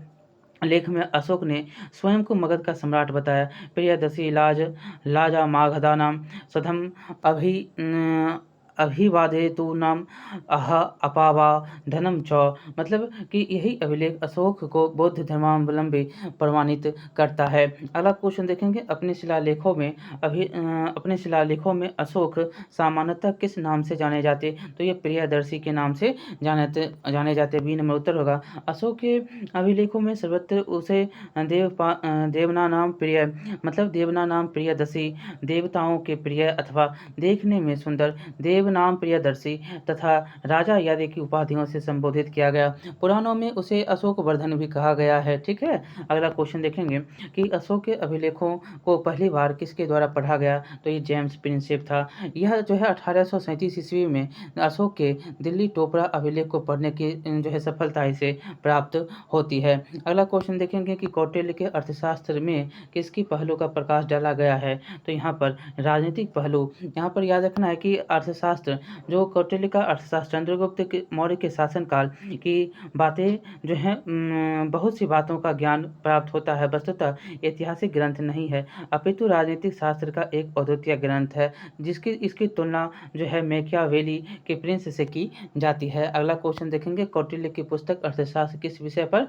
तो यह अर्थशास्त्र जो है यह राजनीति पर है। अगर यहाँ पर देखेंगे तो कौटिल्य, यहाँ पर लिखा गया कि कौटिल्य द्वारा मौर्य काल में रचित अर्थशास्त्र शासन के सिद्धांतों और अभ्यास की पुस्तक। इसमें राज्य के लिए मंडल सिद्धांत जो विदेश नीतियों की व्याख्या करता है। इसके अलावा इसमें जो सप्तांग सिद्धांत, राजा अमात्य चंद पद दुर्ग कोश दंड एवं मित्र की सर्वप्रथम व्याख्या मिलती है। अर्थशास्त्र में तत्कालीन प्रशासन एवं कृषि, शिल्प एवं व्यापार व्यवस्था की भी विस्तृत जानकारी प्राप्त होती है। अगला क्वेश्चन देखेंगे, निम्नलिखित में से कौन सा मंदिर कांचीपुरम में स्थित है? तो ये मंदिर है एकाम्बरेश्वरार मंदिर का। यहाँ पर एकाम्बरेश्वरार मंदिर जो है यह कांचीपुरम में स्थित। यह मंदिर देवाधिदेव महादेव को समर्पित। इस मंदिर का निर्माण जो है पल्लवों द्वारा करवाया निर्माण, और उल्लेखनीय है कि यह मंदिर हजारों साल पुराना, जिसकी वर्तमान संरचना पूर्ण निर्माण 6ठी जो है ईस्वी में पल्लवों द्वारा किया गया। अगला क्वेश्चन देखेंगे यहाँ पर कि निम्नलिखित में से किस राजा में भीमबेटका स्थल स्थित है? तो यह है मध्य प्रदेश में। देखिए, मध्य पाषाण कालीन प्रागैतिहासिक स्थल भीमबेटका मध्य प्रदेश के रायसेन जिले में स्थित। भीमबेटका का गुफा से प्रागैतिहासिक चित्रकला के सैकड़े नमूने मिले हैं। यहाँ के शैल चित्रों के प्रति जो है के प्रमुख विषय महत्वपूर्ण जो सामूहिक रूप से नित्य और रेखांकित मानव कृत्य, शिकार, पशु पक्षी, युद्ध, विचार, मानव के जीवन के दैनिक क्रियाकलापों से जुड़ा हुआ। अगला क्वेश्चन देखेंगे, मेगास्थनीज ने भारतीय समाज को कितनी श्रेणियों में विभाजित किया? तो यह 7 श्रेणी में विभाजित करता है। कौन कौन सी हैं ये भी हम देखेंगे। मेगास्थनीज की पुस्तक जो है इंडिका 7 श्रेणी है। दार्शनिक पहला, दूसरा कृषक है, तीसरा पशुपालक, चौथा कारीगर और पांचवा योद्धा, छठा निरीक्षक और सातवां सभासद होते थे। मेगास्थनीज भारतीय समाज में दास प्रथा के प्रचलित होने का उल्लेख नहीं करता। मौर्य काल में कोई भी व्यक्ति ना तो अपनी जाति के बाहर विवाह कर सकता था और ना ही उससे भिन्न पेशा भी अपना सकता था। अगला क्वेश्चन देखेंगे कि मौर्य समाज का 7 वर्गों में विभाजन विशेष रूप से उल्लेख कहाँ पर? तो ये मिलता है मेगास्थनीज के इंडिका पुस्तक में। अगला क्वेश्चन देखेंगे कि इतिहास के प्राचीन और मध्य युगीन काल के राजा और उनके द्वारा लिखी गई रचनाओं का सही मिलान किस में किया गया है? तो यह सिर्फ एक ही है, वह महेंद्र वर्मन मध्य विलास प्रहसन के रूप में की गई है। यहाँ पर याद रखना है कि इनका मत विहास प्रहसन जो है महेंद्र बर्मन फर्स्ट, और अमुतल माल्यंत जो है कृष्ण देव राय, और सबरागन सूत्रधार ये जो है राजा भोज परम आर वंश के, और मान सोल्लास या सोमेश्वर थर्ड के द्वारा लिखी गई पुस्तकें। अगला क्वेश्चन है कि पेरिप्लस ऑफ द इरिथियन सी किसके द्वारा लिखा गया है। तो यहाँ पर याद रखना है कि यह ग्रीको रोमन पेरिप्लस जो है, और यह रोमन मिस्र के बंदरगाहों से नेविगेशन और व्यापार के अवसरों का वर्णन करता है। तो यहाँ पर ई नंबर उत्तर है। ठीक है, इसे लगभग 60 ईस्वी में अलेक्जेंड्रिया के एक अनाम नाविक ने लिखा था, और इसने भारत में आयात तथा निर्यात की जाने वाली वस्तुओं का भी उल्लेख किया। अगला क्वेश्चन है कि वह स्रोत जिसमें पाटलिपुत्र के प्रशासन का वर्णन, तो यह है इंडिका। कौन है? तो इंडिका मेगास्थनी के द्वारा लिखा गया यह जो है इंडिका है। इसमें जो है पाटलिपुत्र के नगर परिषद की 5-5 सदस्यों वाली 6 समितियां का उल्लेख है। वह जो है नगर के पदाधिकारियों को एस्टिनोमोई कहता था। अगला क्वेश्चन देखेंगे कि पाटलिपुत्र को किस शासक ने सर्वप्रथम अपनी राजधानी, तो यह चंद्रगुप्त मौर्य के द्वारा बनाया जाता है। देखिए, वस्तुतः पाटलिपुत्र की स्थापना गंगा एवं सोन नदी के संगम पर हर्यक वंश शासक उदयन ने की थी, एवं अपनी राजधानी राजगिरी से पाटलिपुत्र स्थानांतरित की। किंतु विकल्प में उदयन नहीं है, इसलिए जो है चंद्रगुप्त मौर्य हो जाएगा। अगर ये नहीं रहता, ई रहता, तो ई हो जाता। देखेंगे अगला क्वेश्चन कि इनमें से किस ने सर्वप्रथम व्यापक पैमाने पर स्वर्ण मुद्रा का प्रचलन किया। तो यह कडफिसेस हो जाएगा। कडफिसेस हो जाएगा। यहाँ पर देखेंगे तो कुषाण शासकों द्वारा व्यापार पैमाने पर स्वर्ण मुद्रा का प्रचलन प्रारंभ करना भारतीय उपमहाद्वीप में उनका सबसे बड़ा महत्वपूर्ण योगदान था। कुषाण शासक बीमा कडफिसेस को स्वर्ण मुद्राओं का प्रचलन का श्रेय दिया जाता है। अगला क्वेश्चन है कला की गांधार शैली निम्न में से निम्न समय में फली फूली किसके समय में, तो यह कुषाणों के समय। कुषाण शासक कनिष्क ने के शासनकाल में कला के क्षेत्र में 2 स्वतंत्र शैलियों का विकास हुआ, एक गांधार शैली और मथुरा शैली। दूसरा, दोनों को कनिष्क की ओर से पर्याप्त प्रोत्साहन दिया गया और गांधार एवं यूनानी कला से प्रभावित था। अगला क्वेश्चन इनमें से किस शासक ने जो है चतुर्थ बौद्ध संगीति कश्मीर में आयोजित की थी, तो यह कनिष्क ही था। कनिष्क जो है क्या करता है कि चतुर्थ बौद्ध संगीति करता है। ये आपको पता होगा कि बौद्ध धर्म की चतुर्थ संगीति कुषाण शासक कनिष्क के राज्यपाल में कश्मीर के कुंडलवन में होती है, और इसकी अध्यक्षता वसुमित्र के द्वारा और उपाध्यक्ष अश्वघोष होते हैं। और इस सभा में महासांधिकों का वर्चस्व था। यहाँ बौद्ध ग्रंथों के कठिन अंशों का सम्यक विचार किया गया तथा प्रत्येक पिटक पर भाष्य लिखकर उन्हें विभाषा शास्त्र नामक टीकाओं में संकलित किया गया। इसी समय जो है बौद्ध धर्म हीनयान और महायान 2 टुकड़ों में बढ़ता है।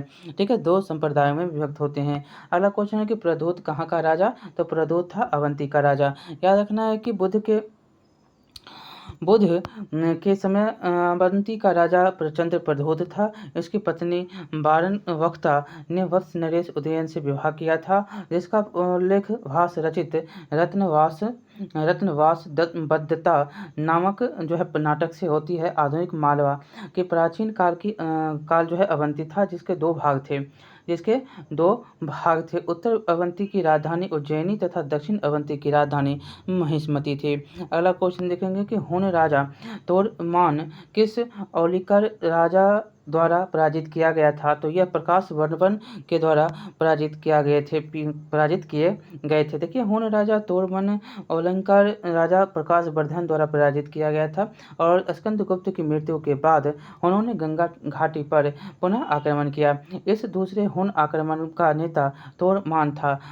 मध्य भारत के एरन नामक स्थान के बारह प्रतिमा का खुदा हुआ उसका लेख मिला है। कौशाम्बी से तोड़मान की 2 मुहरें मिली हैं। तोड़मान ने अपने पुत्र मिहिर कुल को अपना उत्तराधिकारी नियुक्त किया था।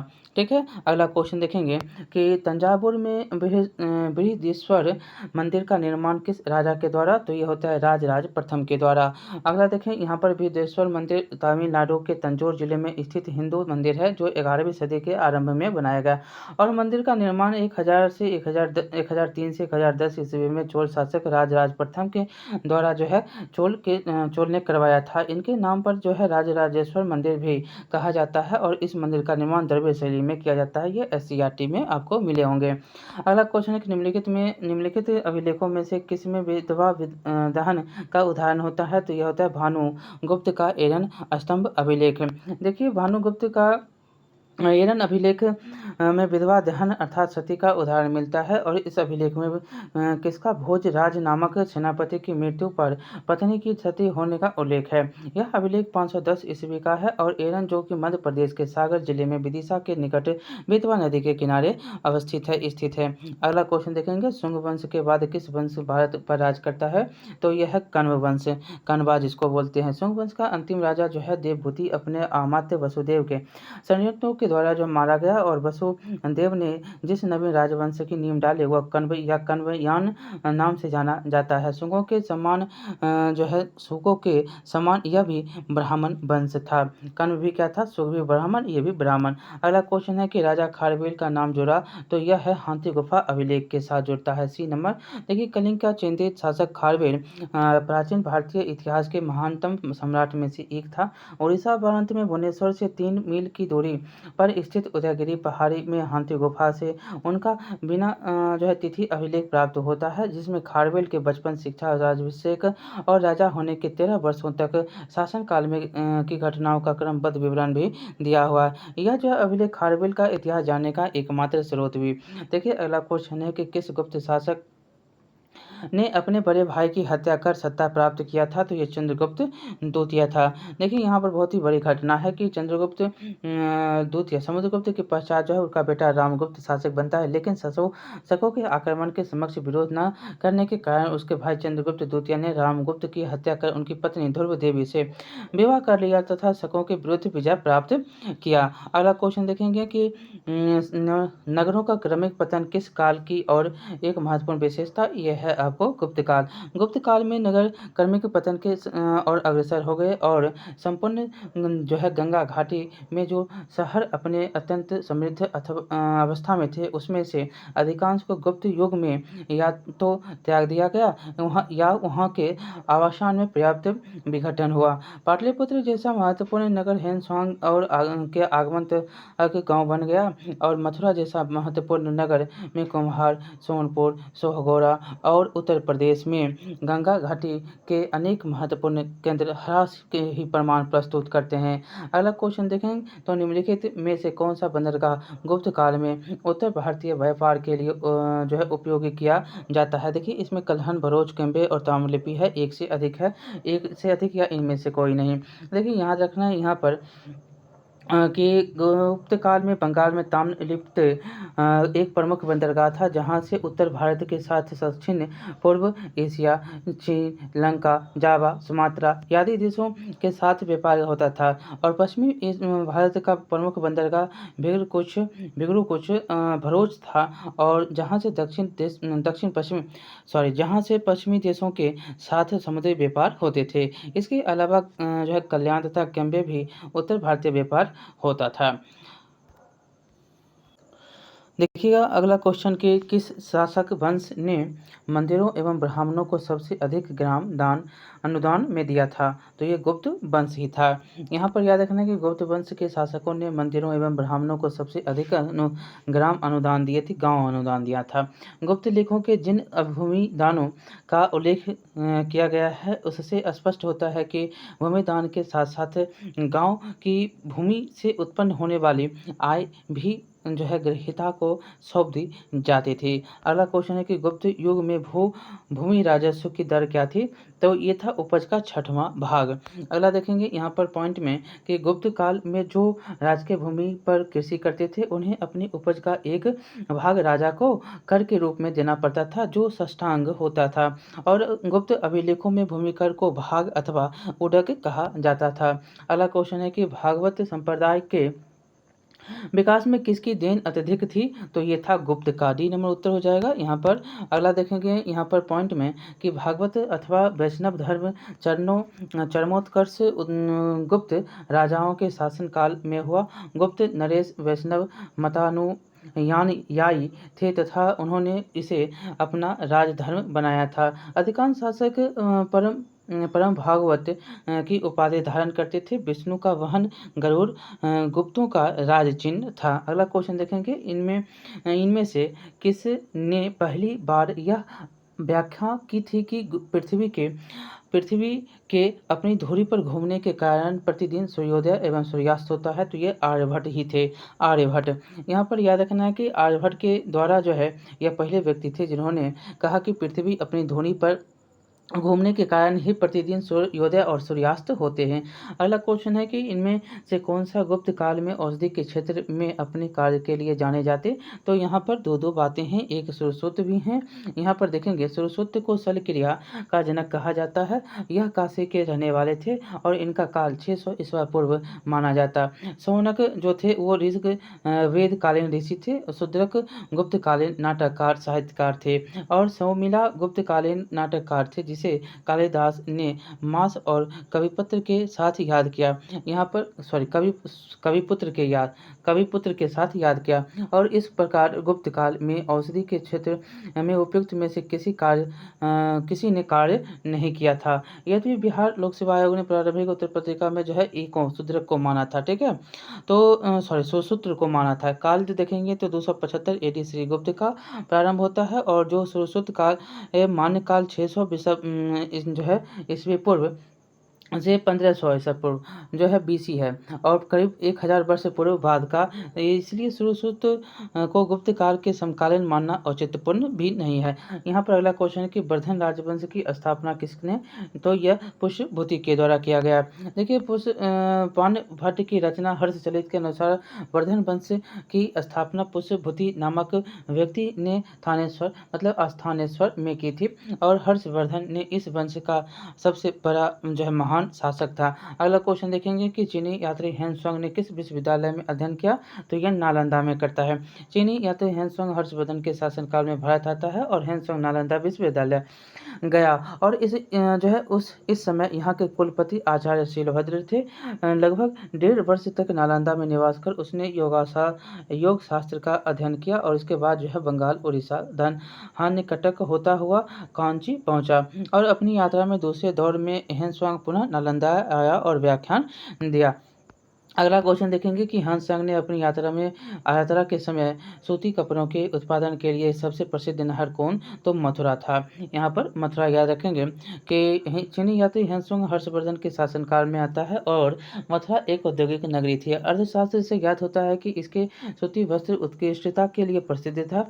हेनसोंग ने मथुरा की आर्थिक समृद्धि का एवं व्यापारिक प्रगति की पुष्टि की। वह लिखता है कि ये मथुरा के बाजारों में बिकने वाले वस्तुएं काफ़ी सजाकर रखी जाती थी। अगला क्वेश्चन है कि कवि बाण निवासी था कहाँ का? तो ये था पाटलिपुत्र का।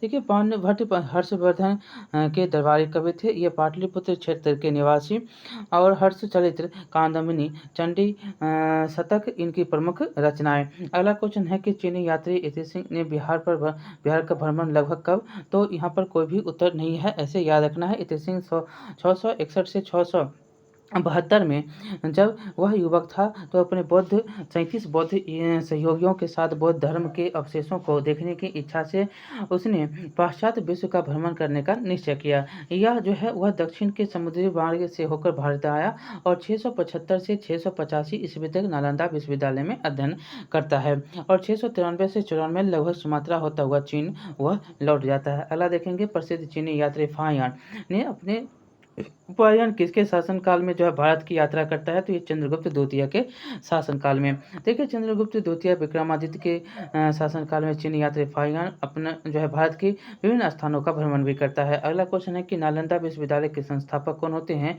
तो कुमार गुप्त होते हैं। यहाँ पर याद रखने हैं। हेंसुआंग के अनुसार नालंदा विश्वविद्यालय के संस्थापक शंकरादित्य, जिसने बौद्ध धर्म में त्रिरत्नों को प्रति महती श्रद्धा के कारण जो है इसकी स्थापना करवाई थी। और शंकरादित्य की पहचान कुमार गुप्त प्रथम 415 से 455 तक की जाती है। और कुमार गुप्त की प्रसिद्ध उपाधि जो है महेंद्रादित्य थी। अगला क्वेश्चन देखेंगे, नालंदा विश्वविद्यालय के विनाश के कारण थे? तो ये था मुसलमान। नालंदा विश्वविद्यालय बख्तियार खिलजी के अधीन तुर्क मुस्लिम ये था। इसने क्या किया थी, यहाँ के जो भी थे बिहार थे उनको नष्ट कर दिया। या भारत में बौद्ध मत को पतन के लिए अंतिम प्रकार के रूप में देखा जाता है। अगला क्वेश्चन देखेंगे, विक्रमशिला विश्वविद्यालय किनके द्वारा स्थापित किया जाता है? तो यह धर्मपाल होते हैं। कौन होते हैं? धर्मपाल। विक्रमशिला विश्वविद्यालय के लिए धर्मपाल 770 से 810 ईस्वी पूर्व पाल वंश का एक प्रतापी शासक है। इसने विक्रमशिला विश्वविद्यालय की धर्मपाल के द्वारा जो है की जाती है, स्थापना की जाती है और बौद्ध विहारों का निर्माण करवाया। विक्रमशिला महाविहार का और विक्रमशिला महाविहार और विश्वविद्यालय भागलपुर, जिसमें अंतिचक गांव में यह स्थित है। अगला क्वेश्चन देखेंगे, भागलपुर में ये। अगला क्वेश्चन है कि ताम्रपत्र लेख दर्शाते हैं कि प्राचीन काल में बिहार के राजाओं का संपर्क था? तो ये जावा और सुमात्रा से। पालवंशी शासक देवपाल बौद्ध मतानुयायी था। लेखों में उसे परम सौगत भी कहा गया है। और उसने जावा में शैलेंद्र वंशी शासक बालपुत्र देव के अनुरोध पर उसे नालंदा में एक बौद्ध विहार बनवाने के लिए 5 गांव दान दिए थे। अगला क्वेश्चन देखेंगे कि सुवर्णभूमि वह राजा कौन था? सुवर्णभूमि का वह राजा कौन था जिसने नालंदा में एक बौद्ध विहार की स्थापना की तथा उसके रख रखाव हेतु अपने दूत द्वारा देवपाल से 5 गांव देने की प्रार्थना की थी? तो ये था बालपुत्र देव ही। ठीक है। अगला क्वेश्चन देखेंगे, यहाँ पर उसे पहले देखेंगे इसमें क्या है व्याख्यान। तो सुवर्णभूमि के शासक बालपुत्र देव ने नालंदा के एक बौद्ध विहार की स्थापना की तथा उसके रख रखाव हेतु अपने दूत द्वारा देवपाल से 5 गांव देने की प्रार्थना की थी। अगला क्वेश्चन है कि खजुराहो मंदिर जो है स्थापत के निर्माण में सहयोगी कौन? तो ये चंदेल था। खजुराहो जो है मंदिर चंदेल राजाओं के समय 950 से 1050 ईस्वी के बीच बनाए गए। यहाँ के मंदिरों में कंदरिया महादेव का मंदिर सर्वोत्तम है। खजुराहो मध्य प्रदेश के छतरपुर जिले में स्थित है। अगला क्वेश्चन देखेंगे, विक्रमशिला शिक्षा केंद्र के संस्थापक का नाम क्या है? तो यह धर्मपाल है। बी नंबर उत्तर हो जाएगा।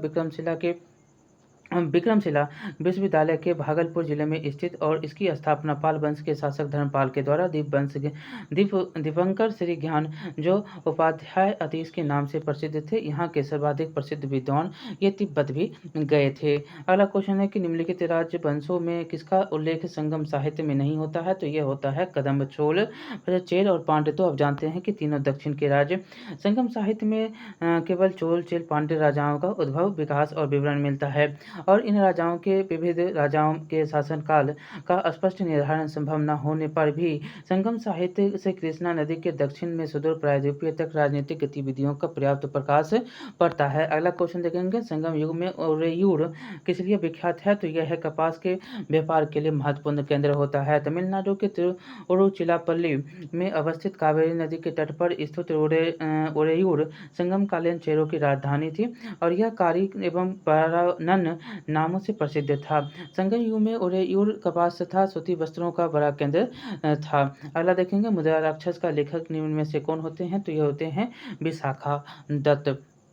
याद रखना है कि विशाखा दत्त को मुद्रा राक्षस की जो है रचना के द्वारा रचना के लिए जाना जाता है और इस ग्रंथ में मौर्य इतिहास मुख्यतः चंद्रगुप्त मौर्य के जीवन का प्रकाश पड़ता है और इसमें चंद्रगुप्त मौर्य के वीरशैल और कुलहीन कहा गया है और ढूंढीराज ने मुद्रा राक्षस का पर टीका भी लिखा। अगला, पृथ्वीराज रासो के लेखक कौन होते हैं? तो ये होते हैं चंद्रबरदाई। पृथ्वीराज रासो के लेखनी जो है चंद्रबरदाई के द्वारा था। चौहान वंशी शासक पृथ्वीराज तृतीय राय पिथौरा के दरबारी कवि चंद्रबरदाई राय ने पृथ्वी रासों की रचना किया। देखिए, स्वप्न वासनाबद्धता के लेखक क्या होते हैं, कौन होते हैं, तो ये भास होते हैं। महाकवि भास ने 13 नाम से जो है महाकवि भास के नाम से 13 नाटक उपलब्ध हुए हैं, जिन्हें 1909 ईस्वी में श्री टी गणपति शास्त्री ने त्रावणकोर राज्य के से प्राप्त किया था। और इन नाटकों का नाम प्रतिज्ञा, योगनद्धरायण और स्वप्न वासनाबद्धता, ओरू भंग, दूतवाक्य और पंचरात्र, बाल चरित्र, दूत घटोत्कच, कर्णभार, मध्यम योगा और प्रतिमा नाटक और अभिषेक नाटक और अभिमारक एवं चारों दत्त 13 टोटल। अगला देखेंगे कि कुमार संभव महाकाव्य किस कवि के, तो यह हैं कालिदास। कुमार संभव महाकाव्य रचना कालिदास के द्वारा महाकवि राज कालिदास थे, इनके द्वारा। इसमें 17 सर्ग हैं, जिसमें प्रकृति चित्रण और कार्तिकेय की जन्म कथा वर्णित है। अगला है कि किरा ताजुन्नी है पुस्तक किसके द्वारा लिखा गया, तो ये लिखे गए हैं भारवी के द्वारा। डी नंबर इसका उत्तर है कि किरा ताजुन्नी है पुस्तक के लेखक भारवी हैं और इस पुस्तक की कथा वस्तु महाभारत से ली गई है। इसमें अर्जुन तथा किरात वेशधारी शिव के बीच युद्ध का वर्णन भी है। अगला क्वेश्चन है कि उस स्रोत का नाम बताइए जो प्राचीन भारत के व्यापारिक मार्गों पर मौन है, तो यह है मिलिंद पन्हु। यहाँ पर याद रखना है कि पाली भाषा में बौद्ध भिक्षु नागसेन द्वारा मिलिंद पन्हु में नागसेन एवं हिंद यवन शासक मेनांडर के बीच वार्तालाप का वर्णन, जिसमें व्यापारिक मार्गों का वर्णन नहीं मिलता। अगला क्वेश्चन है कि हर्षचरित नामक पुस्तक के लेखक कौन होते हैं, तो ये होते हैं बाणभट्ट। हर्षचरित लेखक की रचना जो है सुप्रसिद्ध लेखक बाणभट्ट के द्वारा।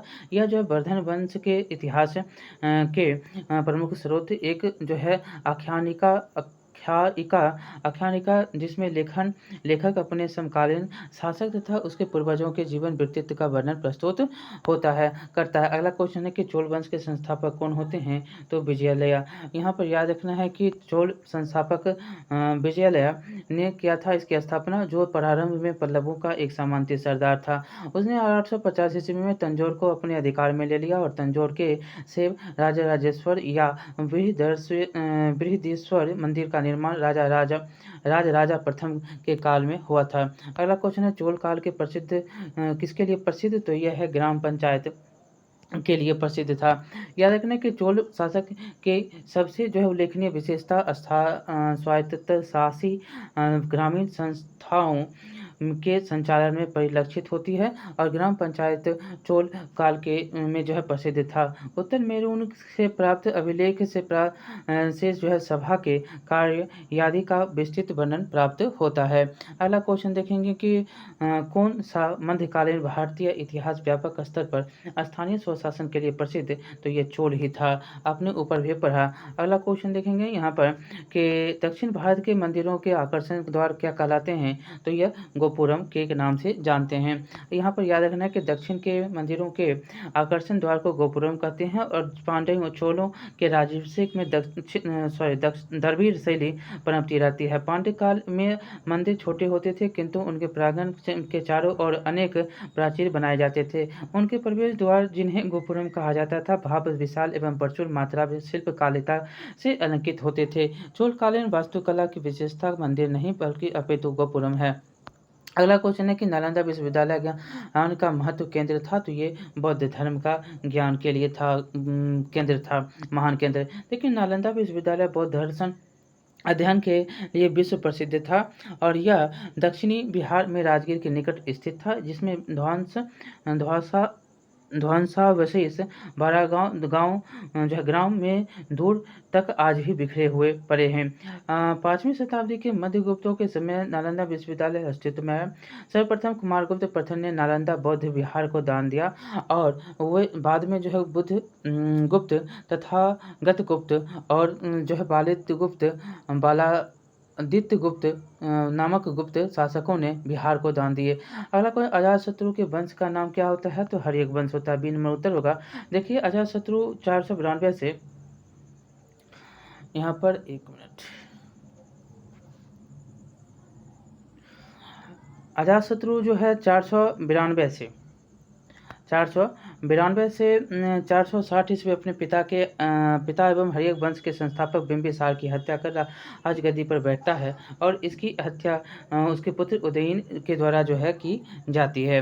अगला क्वेश्चन देखेंगे कि वह शिक्षक जिसने बुद्ध ने महाभिनिष्क्रमण के बाद सबसे पहले ज्ञान प्राप्ति का प्रयास किया तो वो था आलाकमार एवं रुद्रक रामपुत्र। ये सी नंबर उत्तर इसके हो जाएंगे। यहाँ पर याद रखना है कि महाभिनिष्क्रमण के बाद ज्ञान की खोज में महात्मा बुद्ध जो है आलार कमार के आश्रम में पहुँचे तथा उनसे दीक्षा ली।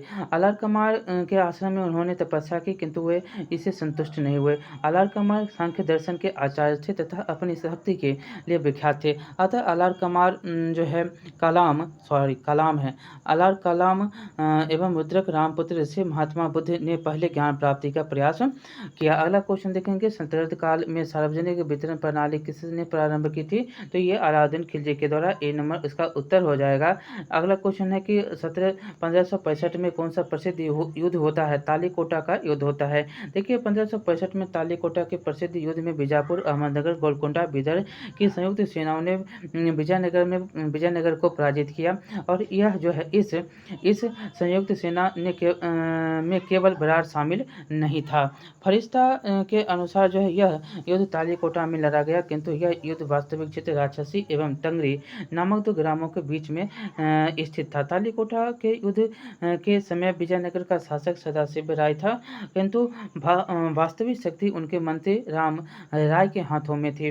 राम राय एक योग्य सेनापति था। उसने बहमनी राज्यों के मुस्लिम शासकों के मध्य फूट डालने का प्रयास किया किंतु सफल नहीं रहा। तालीकोटा के इसी युद्ध में हुसैन निजाम शाह ने अपने हाथों से राम राय का वध कर दिया। अगला क्वेश्चन देखेंगे कि दीन-ए-इलाही किसके द्वारा प्रारंभ किया गया था तो यह अकबर के द्वारा प्रारंभ की जाती है। देखिए अकबर के द्वारा 1882 ईस्वी में तौदीह-ए-इलाही या दीन-ए-इलाही की स्थापना की जाती है और इसके अंतर्गत अकबर ने अपने धर्मों के मूल सिद्धांतों को सम्मिलित कर इसे सर्वमान्य बनाने का प्रयास भी करता है। और दीन-ए-इलाही वास्तव में सूफी सर्वेश्वरवाद पर आधारित एक विचार पद्धति था जिसका जो है प्रधान पुरोहित अबुल फजल था। हिंदुओं में केवल बीरबल इसे स्वीकार किया था। अगला क्वेश्चन है अष्टप्रधान जो है मंत्रिपरिषद किसे राज्य प्रबंध की सहायता करती थी। ये भी क्वेश्चन जो है आपसे पूछा गया है। ये है शिवाजी। डी नंबर इसका उत्तर हो जाएगा। डी नंबर अगला देखेंगे इसमें शिवाजी का पूरा अष्टप्रधान आपको हम बताएंगे। देखिए शिवाजी ने राज्य के प्रशासन के लिए केंद्रीय स्तर पर अष्टप्रधान की व्यवस्था की जिसके अंतर्गत 8 मंत्रियों को नियुक्त किया गया। इसमें पेशवा, अमात्य, मंत्री, सचिव, सुमंत्री, सेनापति, पंडित राव और न्यायाधीश शामिल थे। वे शिवाजी के राज्य के प्रशासन में आधुनिक काल के सचिवों की भांति कार्य करते थे। इनका कार्य राजा के परामर्श को देना मात्र था। इसे जो है किसी भी अर्थ में मंत्रिमंडल नहीं कहा जा सकता। प्रत्येक मंत्री राजा के प्रति उत्तरदायी थे। इसका विवरण यहाँ पर देख सकते हैं जो कि पहला पेशवा जो है राजा का प्रधानमंत्री होता था। दूसरा अमात्य अथवा मजूमदार जो होते थे ये वित्त एवं राजस्व मंत्री होते थे। बाकिया नवीस या मंत्री ये राजा के दैनिक कार्यों तथा दरबार के प्रतिदिन की कार्यवाहियों का विवरण रखता था। चौथा देखेंगे तो सचिव अथवा सुरुनवीस राजकीय पत्र व्यवहार का कार्य देखता था। सुमंत या दरेब जो होता था वो विदेश मंत्री का कार्य देखता था। और सेनापति या सर-ए-नौबत सेना की भर्ती, संगठन, रसद आदि का प्रबंध। पंडित राव जो होता था विद्वानों और धार्मिक कार्यों के लिए अनुयायियों का दायित्व निभाना। न्यायाधीश का काम मुख्य न्यायाधीश होता था। अगला देखेंगे यहाँ पर क्वेश्चन कि मौर्य वंश का अंतिम शासक कौन होता है तो वीरदर्थ ही होता है। अगला क्वेश्चन देखेंगे इससे पहले देखें इसमें तो अंतिम मौर्य शासक वीरदर्थ था और वीरदर्थ की हत्या इसके सेनापति पुष्यमित्र शुंग ने के द्वारा 184 ईसा पूर्व में की गई। मौर्य वंश का जो है संस्थापक गुप्त चंद्रगुप्त मौर्य था। चंद्रगुप्त मौर्य की जो है गणना भारत के महान शासकों में होती है। एक वह ऐसा सम्राट था जिसने 72 भारत पर अपना शासन स्थापित किया। अगला क्वेश्चन देखेंगे कि वह स्थान जहां महावीर ने पूर्व आध्यात्मिक ज्ञान कैबल्य का प्राप्त किया था, तो ये था जंभिक ग्राम। जंभिक ग्राम देखिए, महावीर स्वामी ने 12 वर्षों की कठोर तपस्या के साधना के बाद जो है पश्चात जंभिक ग्राम में समीप रेणुपालिका नदी के तट पर एक साल वृक्ष के नीचे केवल मतलब पुण्य ज्ञान की जो है प्राप्ति इन्होंने की थी। उसके बाद जो ये केबिलिन कहलाए। अंग जनपद की राजधानी कहाँ पर, तो चंपा भी कहाँ है, तो भागलपुर में। ये याद रखना है कि उत्तरी बिहार के वर्तमान भागलपुर तथा मुंगेर के जिले अंग महाजनपद के अंतर्गत आते थे और राजधानी चंपा थी। महाभारत के पुराणों और चंपा का प्राचीन नाम मालिनी प्राप्त होता है और दीर्घ निकाय के अनुसार जो है इस नगर निकाय की योजना वास्तुकार महागोविंद ने बनाई थी। अगला क्वेश्चन देखेंगे, गौतम बुद्ध का जन्म कहाँ पर होता है, तो कौन लुम्बिनी में होता है। 563 ईस्वी पूर्व में कपिल वस्तु के निकट लुम्बिनी में हुआ था। इनके पिता सुधोधन शाक्य गण के प्रधान तथा माता महादेवी कौल्य राज्य की कन्या थी। 29 वर्ष की अवस्था में उन्होंने गृह त्याग दिया था और बुद्ध ग्रंथों में महाभीष्म के नाम से इनकी जो है गृह त्यागने की क्रिया को कहा जाता है। कलहन की पुस्तक का क्या नाम है, तो राजतरंगिणी कलहन की पुस्तक का नाम है। इसमें कश्मीर के इतिहास का लेखनी लिखा गया है। 1117 से लेकर 1159 तक के काल जो है जयसिंह के और शासन काल में इसको पूर्ण किया गया था। चंद्रगुप्त मौर्य के प्रधानमंत्री चाणक्य ने राजनीति शास्त्र के प्रसिद्ध ग्रंथ अर्थशास्त्र की रचना की। अगला क्वेश्चन है कि अजातशत्रु के शासन काल में प्रथम बौद्ध संगीति का आयोजन किस नगर में, तो यह किया जाता है राजगिरी में 483 ईस्वी पूर्व में। ठीक है, यह राजगिरी में की जाती है और यह आपको याद रखना है कि सप्तपर्णी गुफा में किया जाता है। क्षत्रिय गुफा विप्लव पर्वत या गिरधकोट में हुई थी। इस संगीति की अध्यक्षता महाकश्यप के द्वारा की जाती है। अगला क्वेश्चन, अर्थशास्त्र नामक पुस्तक के लेखक कौन है, तो कौटिल्य हैं। यहाँ पर कौटिल्य विष्णुगुप्त या चाणक्य के नाम से इनको जाना जाता है। ठीक है, अर्थशास्त्र की रचना करने वाले, और इसमें जो है राज के लिए मंडल सिद्धांत जो विदेशी नीति की व्याख्या करता है। इसके अलावा जो है सप्तांग सिद्धांत, राजा मात्र, जनपद, दुर्ग, कोष, दंड, मित्र सर्वप्रथम व्याख्या मिलता है। अर्थशास्त्र में तात्कालिक प्रशासन एवं कृषि, शिल्प एवं व्यापार की व्याख्या भी विस्तृत जानकारी प्राप्त होती है। अगला क्वेश्चन है कि पृथ्वीराज रासो नामक पुस्तक किसके द्वारा लिखी गई, तो ये चंद्रबरदाई के द्वारा लिखी जाती है। ठीक है, यह राय पृथ्वी दरबारी कवि चंद्रबरदाई पृथ्वीराज रासो की रचना है। अगला देखेंगे यहाँ पर कि यह पृथ्वीराज तृतीय का जो है दरबारी कवि था। अगला क्वेश्चन है कि गुप्त काल में शीशे के सिक्कों की एक बड़ी जनसंख्या जारी किया, तो ये सातवाहनों के द्वारा किया जाता है। देखिए, गुप्त काल में शीशे के सिक्के की बड़ी संख्या जो है सातवाहन शासकों के द्वारा जारी किया गया। ध्यातव्य है कि सातवाहन राजवंश के संस्थापक सिमुक ने की थी। इसकी वास्तविक राजधानी प्रतिष्ठान या पैठण में अवस्थित थी। पुराणों में इस राजवंश को अर्धभारतीत या अर्धभाजातीय कहा गया है। अगला क्वेश्चन देखेंगे कि अशोक की नीति के आर्थिक परिणामों के कारण मौर्य साम्राज्य का पतन अधिकांशतः उचित जो है था। इस ग्रंथ में किसके विश्वास किया, तो ये रोमिला थापर के द्वारा। ठीक है, यहाँ पर याद रखना है कि प्रसिद्ध इतिहासकार रोमिला थापर का यह मत है कि अशोक की नीति के आर्थिक परिणामों के कारण ही मौर्य साम्राज्य का पतन हुआ। इस प्रकार से आपका क्वेश्चन जो है समाप्त यहाँ पर अब होने वाले हैं। 2-4 क्वेश्चन और हैं, देखेंगे। 177 के प्रसिद्ध इलाहाबाद प्रशस्ति के लेखक कौन होते हैं, तो ये हरिसेन होते हैं। हरिसेन, देखिए, प्रसिद्ध इलाहाबाद प्रशस्ति का लेखन हरिसेन ने इलाहाबाद के अशोक स्तंभ का समुद्रगुप्त के विषय में प्रशासनात्मक वर्णन प्रस्तुत किया, जिसे प्रयाग प्रशस्ति कहा जाता है। इस प्रशस्ति में समुद्रगुप्त के प्रशासनिक पदाधिकारियों के भी नाम मिलते हैं, जो कि निम्नलिखित में से संधि विग्रहक, कुमारामात्य तथा महादंड नायक आदि। अगला देखेंगे क्वेश्चन की बराबुदुर विश्व में सबसे जो है अद्भुत स्तूप है और इसकी जो है मूर्तिकला किसका शानदार उदाहरण है, तो यह है भारत जावा कला का। यहाँ पर याद रखना है कि बराबुदुर बोरोबुदुर के नाम से, जो स्तूप इंडोनेशिया के जावा द्वीप में स्थित है। इसकी मूर्ति और मूर्तिकला भारतीय जावा कला का उदाहरण है और इस स्तूप का निर्माण 8वीं से 9वीं शताब्दी में होता है। अगला क्वेश्चन है कि महावंश के अनुसार बिंबिसार किस आयु में सिंहासन पर बैठता है? तो मात्र 15 वर्ष की आयु पर यह सिंहासन पर बिंबिसार का जन्म 558 से 559 ईसा पूर्व के आसपास है।